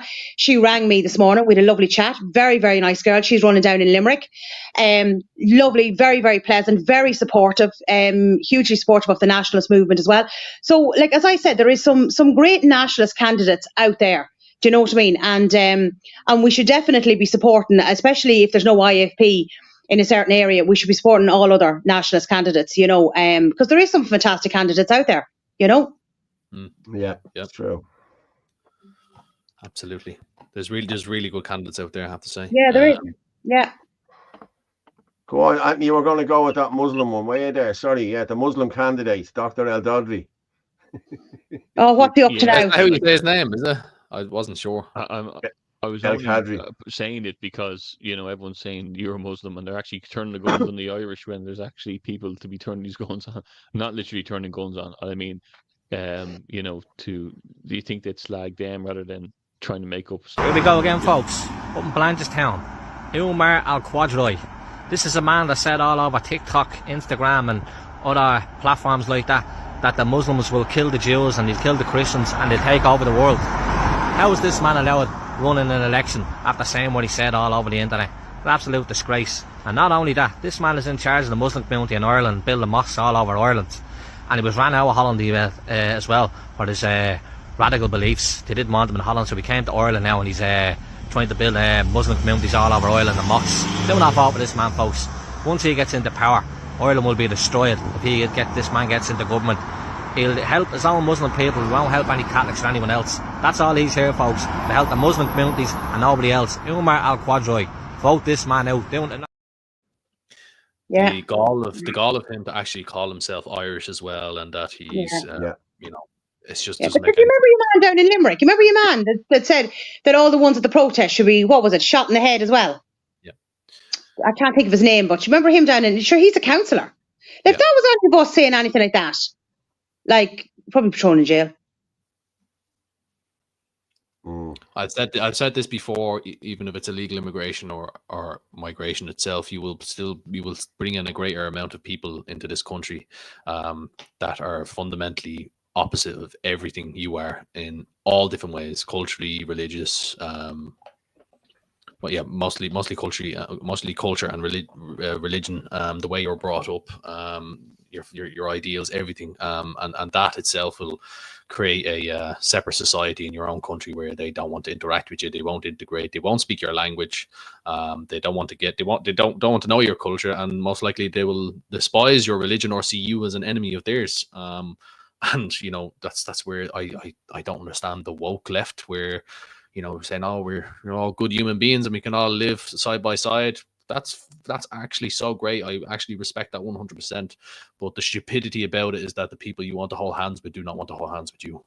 Yeah. They see you as your enemy. They see you as their enemy, and nothing will change that. That's But just Glenn, they're not seeing an awful lot of that. You know what I mean? That's not up on RT or Virgin Media. Do you know? So they're not seeing what's going on and what's been said. It will be ignorance that will destroy the West. Ignorance of other people's ways. Our way is not the only way. Yes, Tom, that's correct. Yeah, the same guy. So I don't like Islam, and this is where Islamophobia has been weaponized against people that are actually Islamophobic, and it, like, you can hear like, oh, you don't like Muslims, you're an you're an Islamophobic person or whatever. I can perfectly come out and say I'm Islamophobic, and that means a fear of Islam. I'm actually terrified of the religion. No, well, a phobia. So you don't have a phobia. A phobia is an unrational fear. So language is important. Islamophobia would be an irrational fear of Islamists. Therefore, you are perfectly entitled to be scared of Islam because Islam commands your death. That's not Islamophobia. You have a self-preservation awareness. I thought phobia literally translates to just fear. It's irrational fear. Irrational fear. fear. Yeah. It's like somebody being afraid of spiders. Arachnophobia. Yeah. So it's phobia is like when you say Islamophobic or homophobic or any of the phobic terms, it's always an irrational fear. So it's impossible for you to be Islamophobic because they want to fucking kill you. So that's the reality. That's what's in there. That's what's in their book. You have a self-preservation sense, which is warranted, and we all have a self-preservation sense, because if they don't want to kill Christians, they want to enslave them.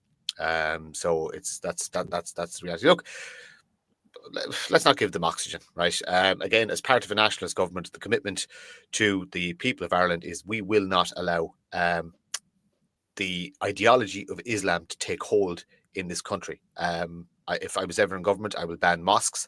They will not be allowed to be built in this country. Any existing mosques will be removed. People will be allowed to pursue their religious beliefs in the comfort of their own home. But then again, if you're a non-national Islamist, you're not going to own a home in this country, so you won't have much opportunity to do it.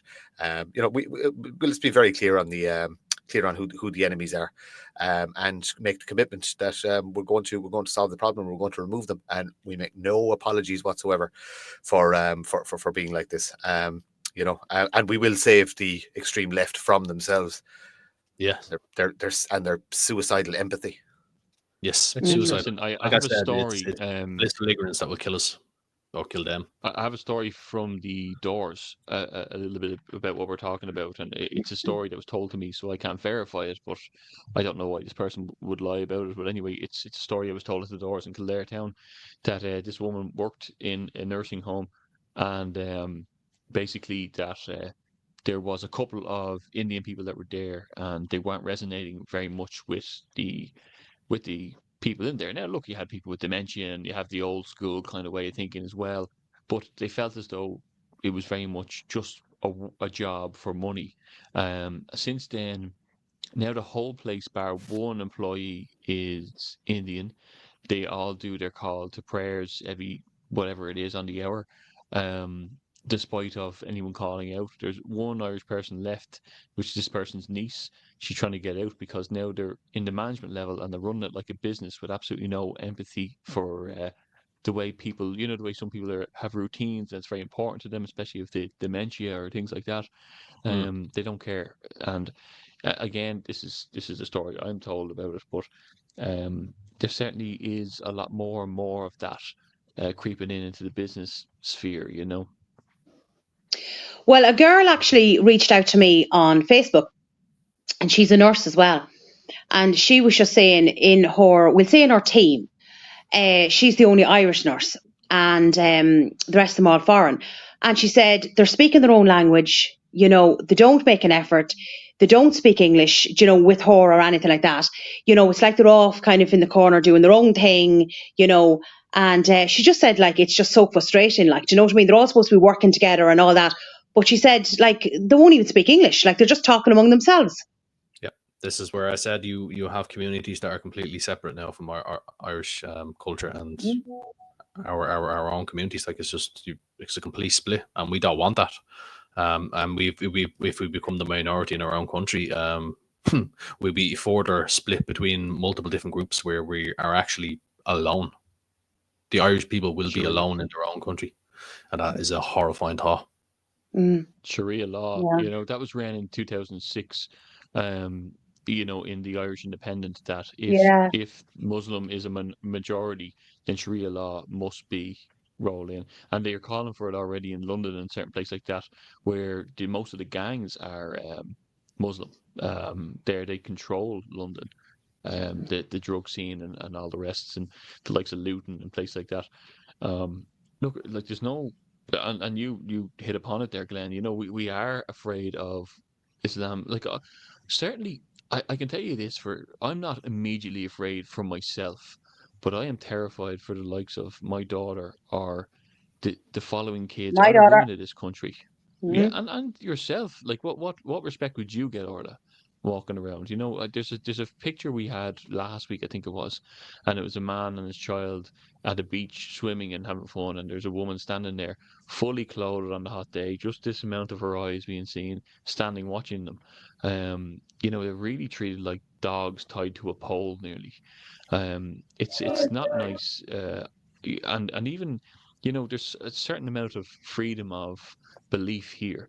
Like, if your mother or father are a believer and you're not, there's no big deal about it. But over there's a lot of people who get thrown out of their home, and they're an embarrassment there to the society because they have to believe in what their belief system is, and they have to join this, and 8-year-olds have to marry this man, and and they're prepped for pre-arranged marriages. Like, we're in 2024, like, this is crazy stuff, and it's the dream of pedophiles, going and choosing a child at 30 or 40 years old or 50 years old sometimes. It's absolutely, we've all seen the news reports of the 8 and 9-year-olds or 10-year-olds who have died following the injuries of their wedding nights. It's absolutely barbaric and disgusting. And it's something that we cannot tolerate here. No, we cannot tolerate that. Absolutely no way. Like, imagine, Anthony, right? Me and you have kids. Imagine if we were down at a school, say, now I know obviously national school is finished for me now, but imagine being at the school to pick up your child and there's a man there to pick up his wife and they're in the same class or something like that. Like, Jesus Christ, like, how we can't deal with something like that. We just can't. I seen that before when I was working as an engineer. There was a complex I was in, and there was a cleaning lady that was from maybe Pakistan, I can't remember, but her husband was there every day watching her while she worked as a cleaner. For the whole complex, he would sit on a bench from like 9 o'clock all the way to 5 o'clock, watching his wife. And then she did the work, and then he got in the car and drove her home. But he was there paranoid and stuff like that. It was a horrific thing to see. And allowed to do it, because if we had said it, we would have been in trouble. So, and then I know, like, I would say during the local elections, I would have spoken to a few older ladies, and they would have said, just even walking through Carlow town. Now, this wouldn't be just Carlow; it would be anywhere. And say there's 2 or 3 Muslim men walking down the street, they won't move. You are expected, especially being a woman, to go around by them. Do you know what I mean? But a couple of these women turned around and said, no, they stood their ground. and they said they weren't moving on the footpath. Do you know what I mean? So like they then ended up having to disperse. But like that, it was expected for the woman, to get off the footpath and walk around.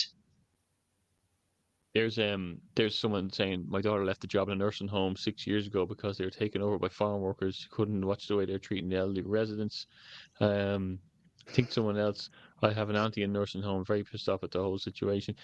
There is a certain amount of, look, you know what the massive pushback people say is, oh, you get rid of farm people out of the country, which first of all, is not what we said at all in any way.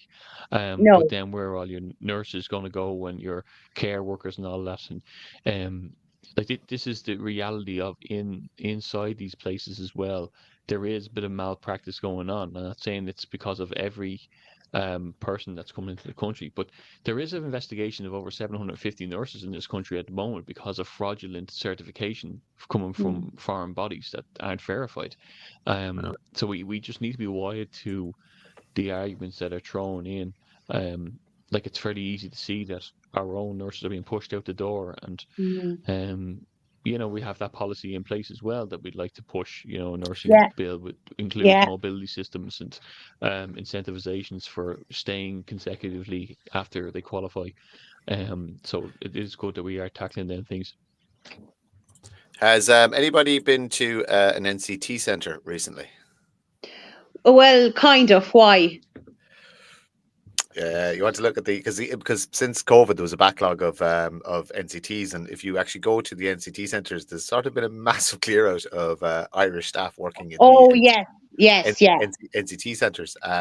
But it goes back to the state in its current form is essentially subcontracting out every single bit of their of the government apparatus. You know what I mean? It's all been subcontracted out, and when you subcontract out, the companies being awarded these contracts, whether they be private bodies or semi-state bodies, they're simply going after the cheapest labor possible, and that's a reality, and that's one of the big things about legal immigration in this country. There's a lot of business that's absolutely delighted about it because it's cheap labor. Cheap labor is absolutely fantastic because it increases your profits, and cheap labor without functioning unions means essentially you're creating a slave class. And that's what's happening in this country. So that goes out to all you. Sorry, that's Failtori Naharan, traders of Ireland. They're just like them. Absolutely. But it's going on in the social care sectors as well, where an awful lot of the relief staff and all that, they're all foreign workers because it's cheaper to bring them in. Yeah, it's cheap labor. That's just, and it's all across the Eurozone. You know what I mean? It's the same in Germany. It's the same in France.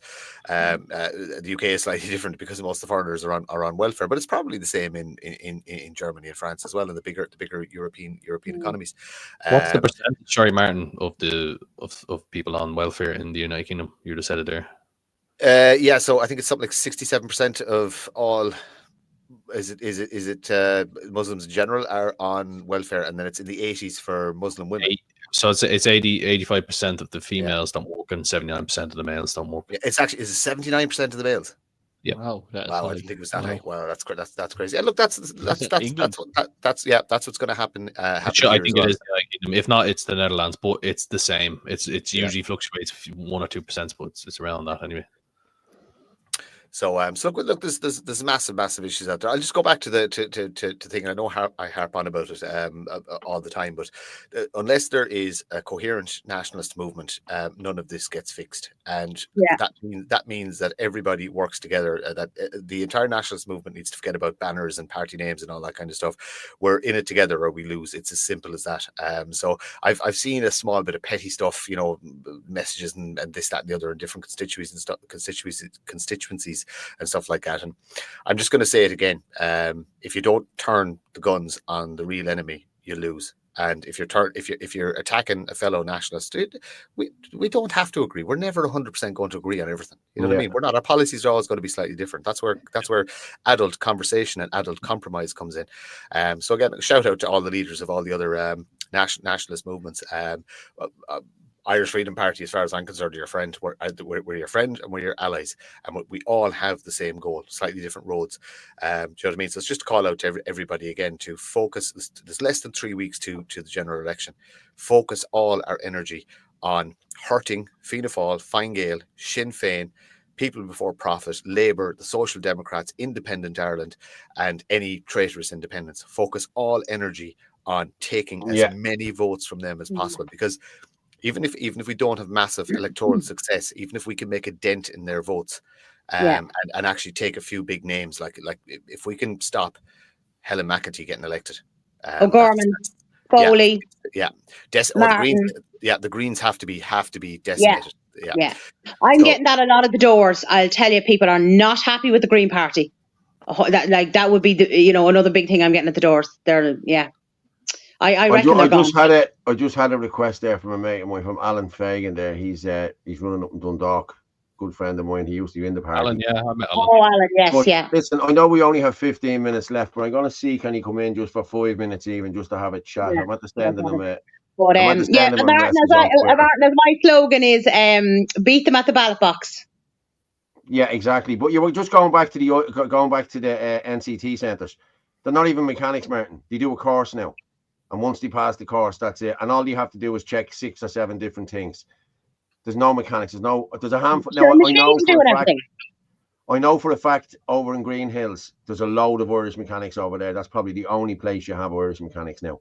The rest of them are foreigners, and So the machine, the car's put up on a machine. Do you know what I mean? The machines are doing everything.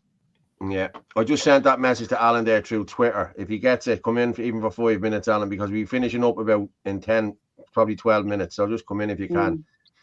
But listen, I'm going to go with Donald Trump here, right? This is the trans ideology. Have you seen this one? I don't know. Video? Have a listen to this. It's 3 minutes long. It's 3 minutes long. We'll just go with this and then. Here's my plan to stop the chemical, physical, and emotional mutilation of our youth. On day one, I will revoke Joe Biden's cruel policies on so-called gender-affirming care. Ridiculous. A process that includes giving kids puberty blockers, mutating their physical appearance, and ultimately performing surgery on minor children. Can you believe this? I will sign a new executive order instructing every federal agency to cease all programs that promote the concept of sex and gender transition at any age. I will then ask Congress to permanently stop federal taxpayer dollars from being used to promote or pay for these procedures, and pass a law prohibiting child sexual mutilation in all 50 states. It'll go very quickly. I will declare that any hospital or healthcare provider that participates in the chemical or physical mutilation of minor youth will no longer meet federal health and safety standards for Medicaid and Medicare, and will be terminated from the program immediately. Furthermore, I will support the creation of a private right of action for victims to sue doctors who have unforgivably performed these procedures on minor children. The Department of Justice will investigate Big Pharma and the big hospital networks to determine whether they have deliberately covered up horrific long-term side effects of sex transitions in order to get rich at the expense of vulnerable patients, in this case, very vulnerable. We will also investigate whether Big Pharma or others have illegally marketed hormones and puberty blockers which are in no way licensed or approved for this use. My Department of Education will inform states and school districts that if any teacher or school official suggests to a child that they could be trapped in the wrong body, they will be faced with severe consequences, including potential civil rights violations for sex discrimination and the elimination of federal funding. As part of our new credentialing body for teachers, we will promote positive education about the nuclear family, the roles of mothers and fathers, and celebrating rather than erasing the things that make men and women different and unique. I will ask Congress to pass a bill establishing that the only genders recognized by the United States government are male and female, and they are assigned at birth. The bill will also make clear that Title IX prohibits men from participating in women's sports And we will protect the rights of parents from being forced to allow their minor child to assume a gender which is new and an identity without the parent's consent. The identity will not be new, and it will not be without parental consent. No serious country should be telling its children that they were born with the wrong gender, a concept that was never heard of in all of human history. Nobody's ever heard of this, what's happening today. It was all when the radical left invented it just a few years ago. Under my leadership, this madness will end. Thank you very much. He truly is a breath of fresh air. He's a legend, a legend. And I'm going to be honest with you, Glenn. This is going to have implications for the hate speech laws here in Ireland. Yes. Definitely. Just everybody should, in your circle and wider circle, encourage more people onto X, because the fact that Elon Musk is now going to be part of the US government, and JD Vance has already talked about pulling money from NATO. There's a lot of protection on X at the minute in relation to censorship. Now, they still have to clear out Twitter Dublin, but the EU will not be able to implement their hate speech bans on X because of Elon Musk's position in the US. He's too strong now. So, like I said, encourage it. All the other platforms are still going to be censored, but X has a trump card, quite literally, to play. So just encourage everybody to get on X. Forget about the TikToks, forget about the Facebook, forget about the Instagram, forget about all the nonsense stuff. Get everybody onto X, because it is where it's where the best minds are, and like I said, the best conversations are being had on X. Hopefully this will be the end of woke. As Trump said last year, you go woke, you go broke. End of story. Yeah. Paul, I'm just getting a message. Hang on. I'm just getting a message in there from Brian Garrigan. Now, Brian is running in Dublin Bay North with me. And he said he went past today, brother, taking down again my posters. John Lyons is covering up his Irish Lives Matter posters, and some have been defaced. Irish Lives Matter. Come on, people. For Jesus' sake, come on. You know what I mean? This man has stood in Coolock. This man has stood all around the country with that sign. He's a gentleman, and he deserves a vote. I don't care what anyone says. He deserves a vote. So give him a vote. And if you are giving him the vote, give me the number 2. And if you're giving me a vote, give him the number 2. He's a gentleman. That's it, Paul. Where are you running? Dublin Bay North. And everybody knows where I'm running now. You know exactly where I'm running now. And I'm telling you, I'm probably the strongest fucking candidate in Dublin Bay North. That's why all this shit's going on. I'm telling you now. Yeah. There's something behind this. You know what I mean? Yeah. Paul, actually, next week, I had sent on a video to you I came across on X a couple of weeks ago. We must play it next week. And it's in relation to an interview. I don't even think it's that long, of this girl who, like that, went through the transition. And at 14 years old, like, she ended up having the operation to get her breast removed and the whole lot. And she deeply regrets the whole lot. And it's actually, like, I think it's only 6 minutes, but it'd be worth playing it next week, because this is the problem. All these operations that are going terribly wrong, and Glenn, you've spoken about this, they're not being listened to. They're trying to speak out and say we were pushed into it, or we were, bullied into it, or coerced into it, and now we deeply regret it. And they're not getting a platform. They've been silenced as well. And, like, you know what I mean? They should be listened to. I have a friend that almost died 3 times due to an infection from the wound. That's what they refer to. They got their surgery, and they deeply regret it. So that their life is completely ruined. And if this person tried to speak up, they'd be accused as internal homophobic or internal transphobic in the community and all this nonsense. So that's what they get. I'm getting there's a message from in there now. Paul, you would have had a hard fight if your woman from the Stardust was running. Or maybe I would have, but I could have got whole seconds. You know what I mean? You wouldn't know. I could have, because my father worked in the Stardust. My father was the only man who gave the real statement, and it was never used in any of them. My father was brought in there a couple of weeks ago, and he sat there for 2.5 hours and told the truth. And he was commended for that. All them people up there, Antoinette and everyone knows my dad, Harry Fitzsimons. He was the only man. He done the door of the Stardust for years. And he was the only man who told the truth about the doors being locked and everything else. And none of his statements were used. It wasn't statements. He gave it to the DCC and everything, and nothing he had was used. So yeah, I probably would have had a hard thing, but I'm not saying I haven't got a hard now. We're going to be very hard now. But even still, listen, I want to just play one more video before we go, right? This is Susan Delaney, who is doing brilliant work here in Dublin West. Okay. And anyone vote Susan Delaney. She's an independent, she's a good girl. Herself and Stephen Kerr, who's in Mayo. They need your vote. And she is brilliant. I have to say, I like Susie. I talk to her all the time. I meet her nearly every other day. She's a lovely girl.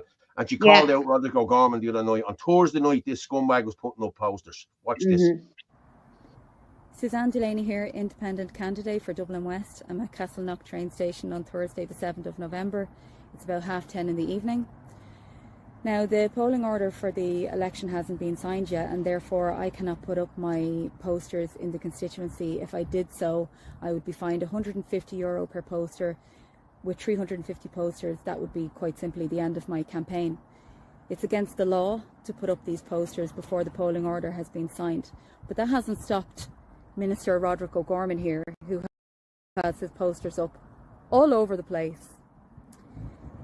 So the first thing he does at the start of the election, the run up to the election, is plaster the place with his posters illegally. Now, in the grand scheme of things, there are more serious transgressions that he would be guilty of, but this is still pretty bad because it is against the law. How does the minister expect, or why does he expect everybody else to abide by the law when he can't?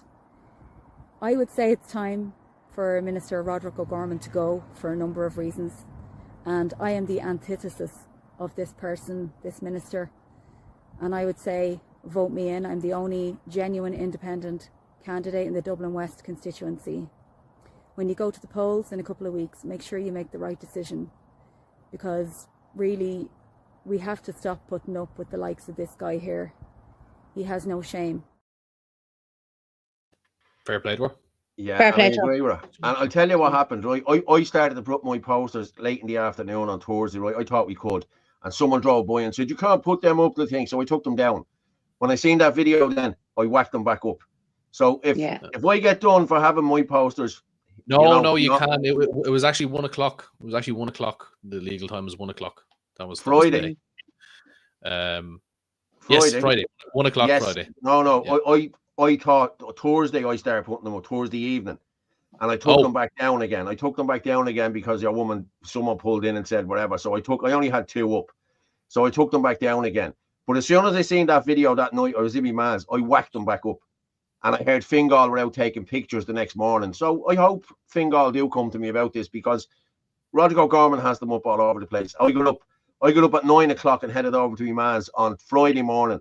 And this place was littered with rude coppagers. I pulled in and I said it to your man. I said, hey, is that not illegal? You know what I mean? And he said, mind your own fucking business. And have you seen Rude Coppinger's one? Rude Coppinger's one is like the Fawcett Circus one. It's pink, it's blue, it's yellow. There's all different colours. There's like a clown blading show on it. You know what I mean? Because she's a transgender lover. You know what I mean? And all that shit. But we'll go through a couple more comments before we finish up there.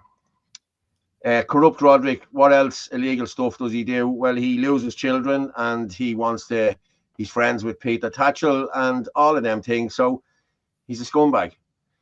So they might try before January. Dennis McGrath, always that possibility. Make you sick. Gumming the voters. Yeah. What's this? Well, bad. Scranty to him. I saw someone putting up posters in Sandyford on Thursday night. Exactly. Yeah. Was it after they seen that video, I wonder? He thinks he's above the law. Well, he is above the law. Look at the shit he's done. He has lost children. He's done everything. You know what I mean? Deleted files. Over 300 children missing. Won't answer any questions. 227 children dead in the last 10 years. Won't answer questions. We could go on, but we won't. We're nearly out of time. So, Martin, if you want, I'll drop you down and I'll talk to you in about 2 minutes. And listen, it was a great show. Thanks for coming on again, as usual. Wealth of knowledge. Glenn, thank you very much. I will talk to you in a minute as well. The lovely Orla, thank you very much for coming on. The women love you. They're texting me there saying how great you are and all that. Thank you. Listen, I'll talk to you later. Right, cheers, hon. So, Anthony, it's just myself and yourself. I'll let you go on. You have 10 seconds. I just want to say that I'm the best IFP candidate there is. So just before we go off live, there's no need to debate it. Thanks a lot, guys. Cheers, Anthony. He is the best IFP candidate in Kildare. He is indeed. Sorry. Yeah. Okay, people. As we say every Sunday night, the truth is like a lion. You don't have to defend it. You just let it loose and it will defend itself. Matt, I hope you're watching. Good night and God bless. I love you. Take care.